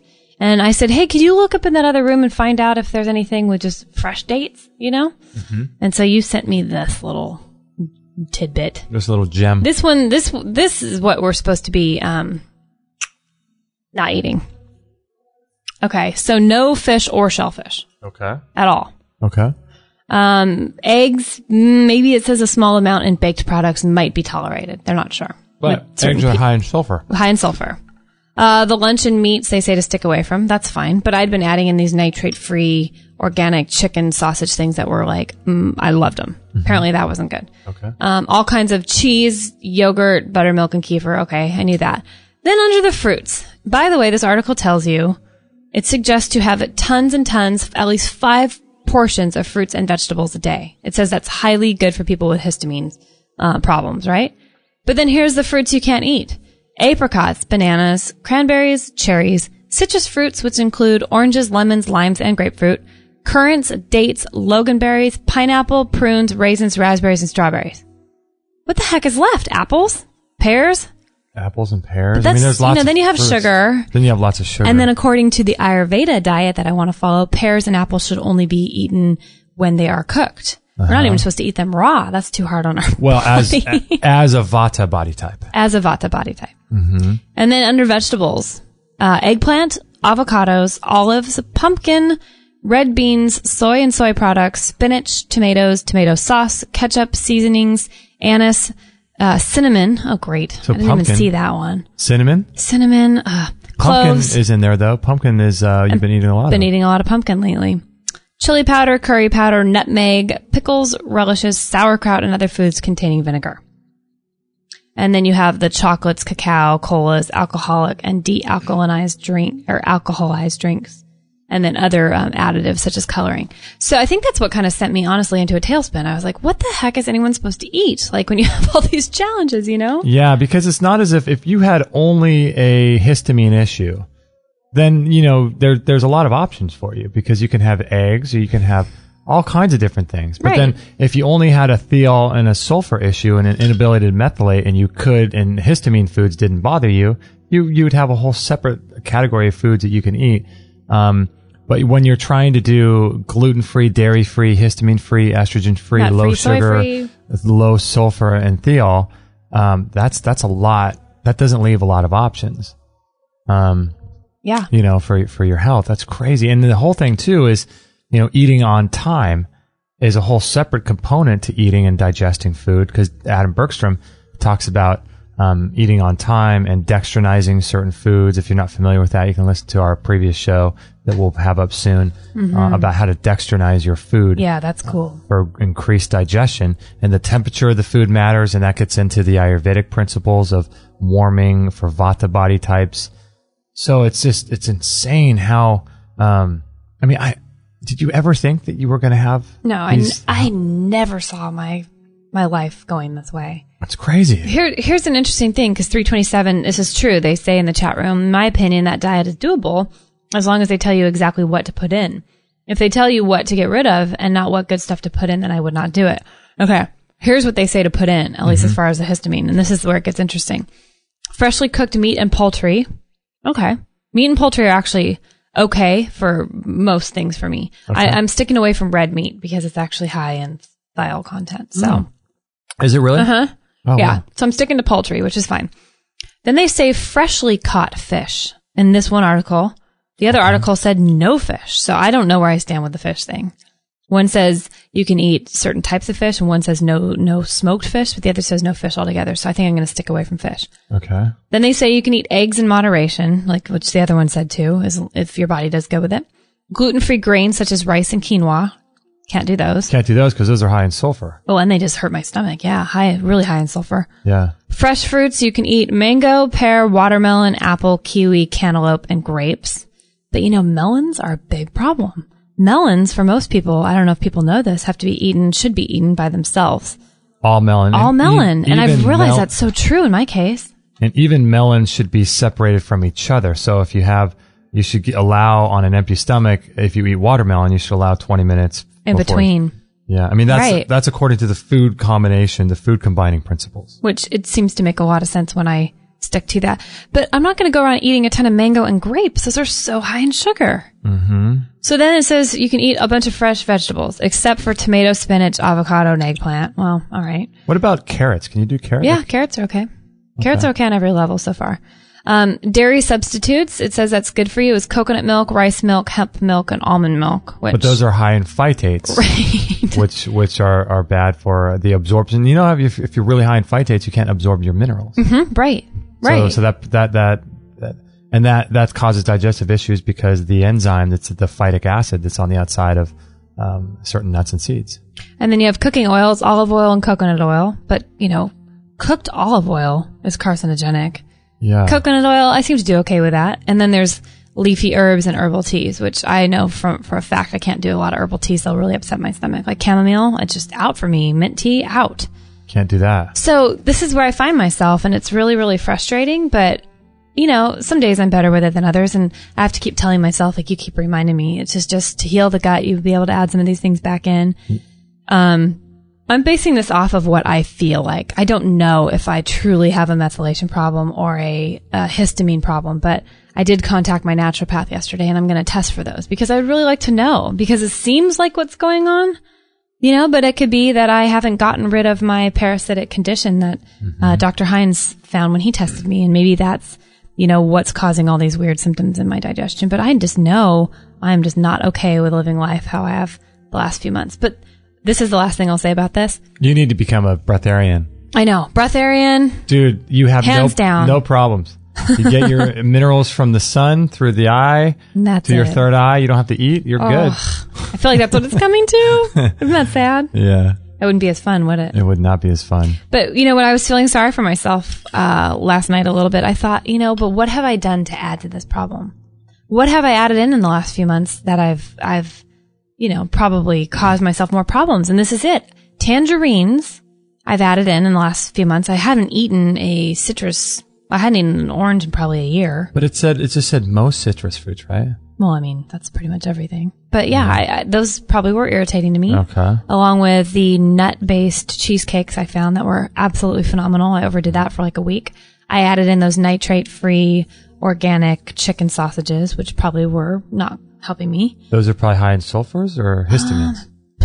Both. Both. I don't know. Take your pick. I had been eating like 10 dates a day. I couldn't get enough of dates. And I let my chocolate cravings come back in for raw cacao. So I was having that not in the chocolate bar form, because that is hands down really messes with my digestion. Me too. You too? Yeah. But it was the coconut milk based ice cream. Mm-hmm. I would go for a chocolate kind that had, unprocessed cacao powder or had bits of little nibs in it. Right. And I just think all those things I added in on this daily basis, thinking I was healed and could get away with it again, really came back to bite me in the, what. So that's my journey. Yeah. That's quite a thing. I never would have thought in a million years that you would have been able to, or you would have these sort of digestive issues. I have digestive issues, but I'm working on them, and so are you. But man, this is like a different level kind of thing. Whole different level. And, I thought 5 years ago, they would have called me Italian. I was living off, maybe more than 5 years ago, 7 years ago. Yeah. I was living off gluten-free, even gluten-free pizzas, pastas, wines. Oh, yeah. I was like, I had Italy bleeding out of my veins. I love Italian food, anything yummy with tons of tomato sauce and garlic breads. And I loved that diet, and I got away with it for a really long time. So, and then I gave up gluten. Well, too, and that changed everything. I think that having a diet like that was so heavy in that kind of stuff because you obviously have some sort of leaky gut going on, to some degree with your peanut allergy, because your peanut allergy is that anaphylactic shock, that your body responds to, probably because of foreign proteins that are getting absorbed through the walls of the intestines and the digestive tract, coming into the blood, and your body's attacking these things. And so it seems like you have some sort of digestive issue to begin with, and then on top of that, just filling years and years and years of pasta and bread and wine.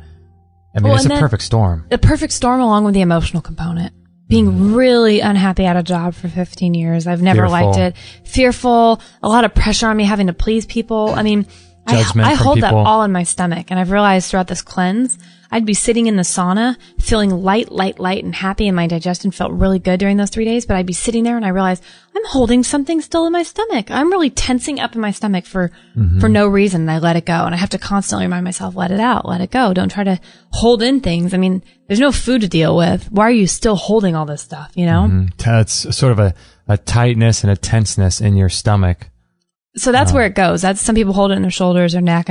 We all hold it different places, but the majority of it is right in my gut. So it's like, man. Talk about a perfect storm, right? Perfect storm. Because we think that you developed the peanut allergies as a result of getting vaccinated as a child. It appears as though that would be my guess. So maybe you had some sort of genetic weakness, you got the vaccinations, boom, you had this peanut allergy. The anaphylactic response to mold that's in all those allergies. So, I'm sorry, those vaccinations. So, you had that, and then you had a leaky gut and a gut that was destroyed. And then you started eating pasta, and then as a child, or I'm sorry, as like a young adult, you're living in like a lot of fear, with different modalities of things you've been taught, and carrying the weight of the world on your shoulders and in your stomach, and then doing that all the while working in that job that you just cannot stand, trying to comfort yourself with the very food that's causing the problem to get worse. Oh yeah. I mean, it's just like this snowball that keeps going and going, and until eventually one day you just put your arms up and said, I'm going through a fast. And that was this week. I mean, I've done, and a few other times in the past couple of years, I've done a few fasts where I hit my wall again, you know? Yeah. And there's nothing wrong with that. It reset me, but I know I need to still get to the root of all this stuff, which is the point. The whole This is point. why we're all on a journey. The Feel Good Project. The Feel Good Project. Check it out, everyone. Hey, tell me about, before we leave, we're going to close up the show here, but tell me about the Bach flower essences, because you keep talking about this during the week, and I keep saying, we got to talk about this on the show. I don't know much about, so I'm going to ask you a bunch of questions about where did you hear about them to begin with? Okay, so they're spelled BACH. Okay. And I think you say it botch. Oh, is that right? Batch or botch, but it's spelled like Bach. Okay. And they're these essences that Allison Adams, my friend from the Natural Recovery Plan, we've had her on do you know what episode? I don't know. We've had her on the show. We'll put a link to it, but she's been so kind to work with me after the show and really to spread so much love my way. And there's no monetary gain in this for her. She just sends me emails with, she'll energetically tap into my body and see what it is that she feels like I would benefit me as far as these essences go. Mm-hmm. And told me that over time in her own life, these essences have been so powerful and they're very subtle. So she tested for me and told me to go get a couple of these essences, and I was doing them, and very strange. Within the month, I felt the most calm I have felt in years. I had a real ease about myself that I hadn't felt ever, I don't think. Super, super powerful with my first experience. One was a stress remedy, and another one was, I think, agrimony. So what does it mean she tested for you? She tested for you because she does like a pendulum dowsing where she'll ask, like, she has a chart of all the essences, I believe. It says you can buy them online, and then you hold this sort of like pendulum type thing, or basically like a necklace with something weighted on the end. And she'll ask about my body and know, what does Kate need? What does Kate low in? And it will swing and point to things. And, it's a strange concept, but, she's been right on with everything so far. She doesn't make any money off these supplements she's recommending. No. She's just trying to help me. Yeah, that's just amazing. So I've gone through 4 or 5 different essences now. And, besides the botch essences, that's hard to say, there's these ones called orchid essences, and they're actually bottled and made in Scotland. I'll put a link to them, but there is a distributor here in the U.S. and North Carolina. That I think they're the only distributor in the whole U.S. that you can get them through. And let me tell you, do they have a website? Yeah. I'll post it as soon as I can find it. Okay. But man, are they powerful! Yeah, they are just powerful. They change me. They help release old fears. They seem to take away a lot of stress. They're really good in transitional. The ones I tested for this time are really good with letting go of past things and also dealing with transitional changes in life. And I feel like that's coming up with my career here at the end of the year. Maybe we could talk about that next Friday more. Yeah. But it's pretty intense. So they're what are they, like an essential oil? Is it the same as that? They're orchid essences. I think it's where you actually, I could be wrong, but extract or press together the different plants to get these. So anytime you do that, like they've talked about the essential oils, like essential oil of rose, like one drop of that is like thousands and thousands of rose petals. Yes. And so these are very concentrated. It's very concentrated, right? Yeah, it's very concentrated, and it's in an alcoholic solution. So you're taking little drops of these things, and man, are they just... Do you feel anything when you do it initially, or it kind of just takes time to... They're from Argyll, Scotland, by the way. Really? I'll put a link to this. I'll put the initial, here, I'm going to post in the chat room, right now, the main one from Scotland, and then you can also go onto that site. I think it's healingorchids.com. Okay. And then there's a link in there that you can go to US, like if you want to purchase within the US. But and that's where you buy them from? That's where I buy them. Yeah. They're not cheap, but they're like $25 a bottle. But once you finish them, you kind of finish them, and then you're ready to move on to something. It's almost like releasing certain hidden traumas, and When you're done, and then you go on to another one that feels right for you. Isn't that so strange? It's pretty weird. I don't know how they work. Allison didn't even tell me a lot about it. And to be honest, I haven't really read a lot, but man, are they powerful. So you test, and so have you ever done 2 essences, like 2 bottles at the same, or not at the same time, but one after another? I've always done 2 at a time, actually. No, but like, let's say you're doing a stress remedy or something, some particular orchid, and that, how long does that bottle last usually? It just depends. It's 3 drops 3 times a day for me. Other people are going to be a different protocol. So I mean, I'd say about 3 weeks. Okay. Let's say that particular one lasts 3 weeks or a month. So next time you get more essences, do you get the same kind? No. All different all the time? I haven't tested for the same one twice. That's why. Well, I guess theoretically you could test for the same one twice. Sure you could, yeah, if your body needs to get pulled out of something a little bit longer. Wow. But I've always actually tested for 2 bottles of different things at one time. So I'm taking 2 different things.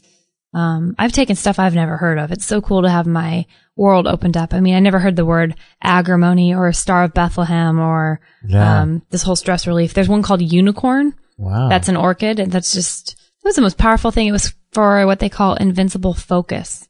Really? And that's at a time when I was really needing to hunker down and focus a lot on getting a project done. And something changed because I have sort of an ADD tendency where I have a hard time focusing on things. I really do. And ever since I've taken that, I've just been able to I think that's part of the commitment that has surprised me with this whole Feel Good Project blog. I'm pretty flighty and I get bored easy. But something changed in me when I took that, and I think I'll never be the same. Wow. I really have been able to focus and really follow through more with things, and I feel like I'm becoming lighter Isn't on that this cool? earth. When you start doing, I mean, there's a huge principle and power in that whole being light thing.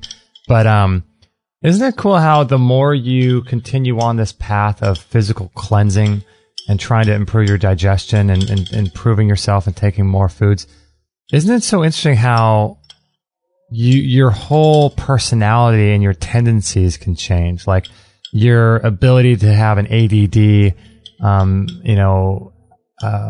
tendency is sort of just gone, or you're more able to focus, or you're more interested in opening your mind to different things. And as you continue on with this kind of journey, it's cool because it changes you not just in the physical way, but it changes you maybe in other physical ways, but also changes you mentally and emotionally in other ways, and how you react to things. It's quite a weird thing how that it sort of trickles down and affects other stuff in your life. It's almost like someone threw a blanket over you I don't know, just a blanket of peace almost. And then the blanket actually just keeps expanding and expanding and expanding. It starts to take over your whole, it just isn't over your head anymore. Now it's over your house, and then it's over your life, and then it's with you when you're driving in the car, and it just expands so much more than I wanted to believe that these essences could help me, but I was a little bit skeptical. Do you think they'd work for everyone, or do you think they work for you just because you think they'll work for you? I have no idea. I'm sure part of it is a belief about anything but I hadn't realized until the first ones were done that I actually felt different. It wasn't like I was going, wow, these essences are amazing, But then I looked back at those 3 weeks that I had taken the first batches, and I thought, holy cow, like I've been changed. I'm not reacting and acting like the same person that I was 3 weeks ago. Like the way you used to yell at me and just get so angry and start hitting me? Hey now. With a rolling pin? I wonder if you could use those Bach flower essences in like a diffuser. You know how you do that with essential oils? I don't think so. I think it's something that you have to take internally. That's cool. I mean, I'm sure there are I'm sure there are oils more that would be diffused, but these essences are just the perfect alcoholic solution to be able to put under your tongue and assimilate right into your body. That's pretty cool. So you do it 3 times a day? I do. Three drops 3 times a day of 2 different. Star of Bethlehem. Star of Bethlehem. Not this time. That's amazing. I have active serenity and joyous something. That's great. Nothing wrong with that. Nothing wrong with a little active joy. Nothing wrong with a little active joy at all. Occasional serenity thrown in there for the mix. Amen. Nothing wrong with that. Next week, I want to talk about some of the little protocols I've been doing. I mentioned this at the end of our show last time, and I want to save it for next time because this show we're 2 hours in. But I've been doing some pretty interesting things, little small things every day. I'm sorry. I meant to ask you that, and I got off on a tangent. I talked a lot today. No. It's all good. So maybe we'll talk about that next week. Okay. And yeah, some really simple health practices that you could do every single day that takes literally no time at all. I mean, it takes just a couple minutes. And you'll be detoxifying, you'll be improving your digestion, you'll be improving your liver health and supporting your liver, which helps you to break down your food and create bile and detoxing chemicals from your colon and, re-educating your body about, histamines and all kinds of cool things. It's really, really cool, breaking down biofilms. So, we'll talk about that next week. How about that? Sounds great. Never a lack of things to talk about. I know, right? Mm-hmm. So, is that it on this? I think that's it. December I think it's 5th? a wrap. December 5th. It's my birthday coming up. I was going to say somebody's got a birthday coming next week. Somebody's got a birthday. Aww. Next Tuesday, December 9th. Look at that. Yay! Looky look. Looky look. One more revolution around the sun. That's right, which means nothing. Your birthday means nothing. It means nothing. No celebration for you. I love that. I'm just kidding. Funny. I'm excited for you. Couple surprises coming your way. If I got into the double digits, what's my birthday? I'd have that issue that people have with having their birthday too close to Christmas. Oh, my poor brother is the 17th. December 9th, single digits. So now people have to get me a birthday present and the Christmas present. Have to. I like that you're giving orders. Yeah, it's part of the protocol. Ah, you're funny. But one more day, I feel like I would have gone into that time where let's just combine the two. Let's give you a birthday and a Christmas present. Then you got stuffed up as a kid. Yes. No fun. I'm sorry for you. Your mom couldn't control it. No. Well, I want to thank everybody for joining us. I think that's a wrap, right, Baby Kate? That's it. Make sure to follow the Feel Good Project on the front page of extremehealthradio.com, and I'm going to be blogging on there as well. I've got a ton of blogs on there, and so does Kate. And we're also going to be doing our audio blog, so we're going to be turning our audio blogs into sort of an audio companion. Yes. Like an additional companion. Is Maggie She's out. She's on the biomat dreaming. And did you hear her snoring? Yeah, was that her snoring? Yeah, she was trying to catch her breath. Just doggy land. What level is the biomat on? The third. The third level. She's cute. Golly.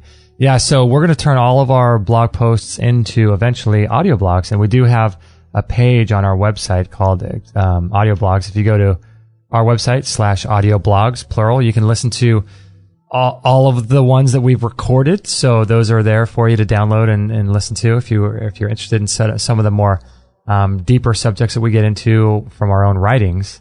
That's always cool. And please, again, pass the show on to your friends. And if we could, we would greatly appreciate if you could do an iTunes review for us. Excuse me. If you go to iTunes and type in Extreme Health Radio, all one word, into the store there, under podcasts, you'll find us. And it would really help us a lot if you could do an iTunes review for us. We'd greatly appreciate it so much.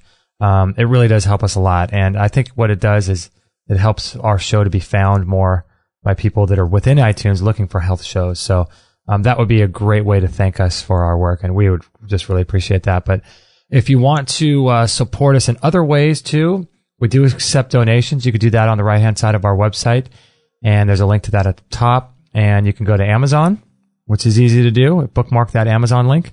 And that will help as well. And then we also have a store that's full of all the products that you heard on the commercials today, like the One More Way, the biomat that we just mentioned, the Qigong, the rebounder, juicers, the sauna, all kinds of really cool cutting edge health products in our store. So check that out if you're interested in making some purchases for Christmas or for a friend or for anybody. Or yourself. You're your best friend. Yeah, nothing wrong with that. So we would greatly appreciate that. That helps to keep everything free, helps to pay our bills, which are increasing. So I just want to say thank you for all the people that have gone through our links to buy things. And thank you, guys. It just really means the world to us because it's our life's passion and our life's work to be able to do shows like this to help people improve their lives. So the more you can help us, the more we can help more people. So it's a cool thing. So grateful. It's like a snowball. It's a rotation. The butterfly effect. The flower of life. It's the Sri Yantra. Sri Yantra. I love that. Sri Yantra. Sri Yantra. So yeah, we appreciate all of your support so much. Can't thank you enough. And is that about it, Kate? Man, I hope so. It's been 2 hours. 2 hours. Phew, time flies. Sweet sassy molassie. Time flies when you're on the radio. When you're on the radio. All right. So you want to close us out? Yes, guys, that was really a lot of fun. And we will catch you on the next episode. Hey, everybody. This is Josie, Justin's mum. Don't tell him, but I know he would absolutely be really happy if you would sign up to his free weekly newsletter. And don't forget to share this with all your friends. This is the buzzing bumblebee signing off.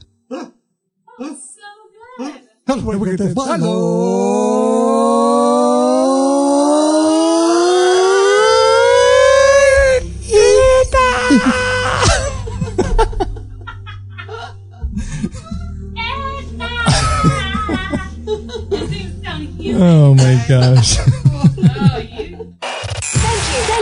Thank you for listening to this episode. It's time to go for now, but our mission does not end with this show. Justin and Kate will be back with another interview packed full of ideas, discoveries, and unique ways to regain your health. Head on over to extremehealthradio.com/subscribe and instantly download our free gift too that contains cutting-edge strategies to start making healthy lifestyle changes today. No material on this blog is intended to suggest that you should not seek professional medical care. Always work with qualified medical professionals, even if you educate yourself.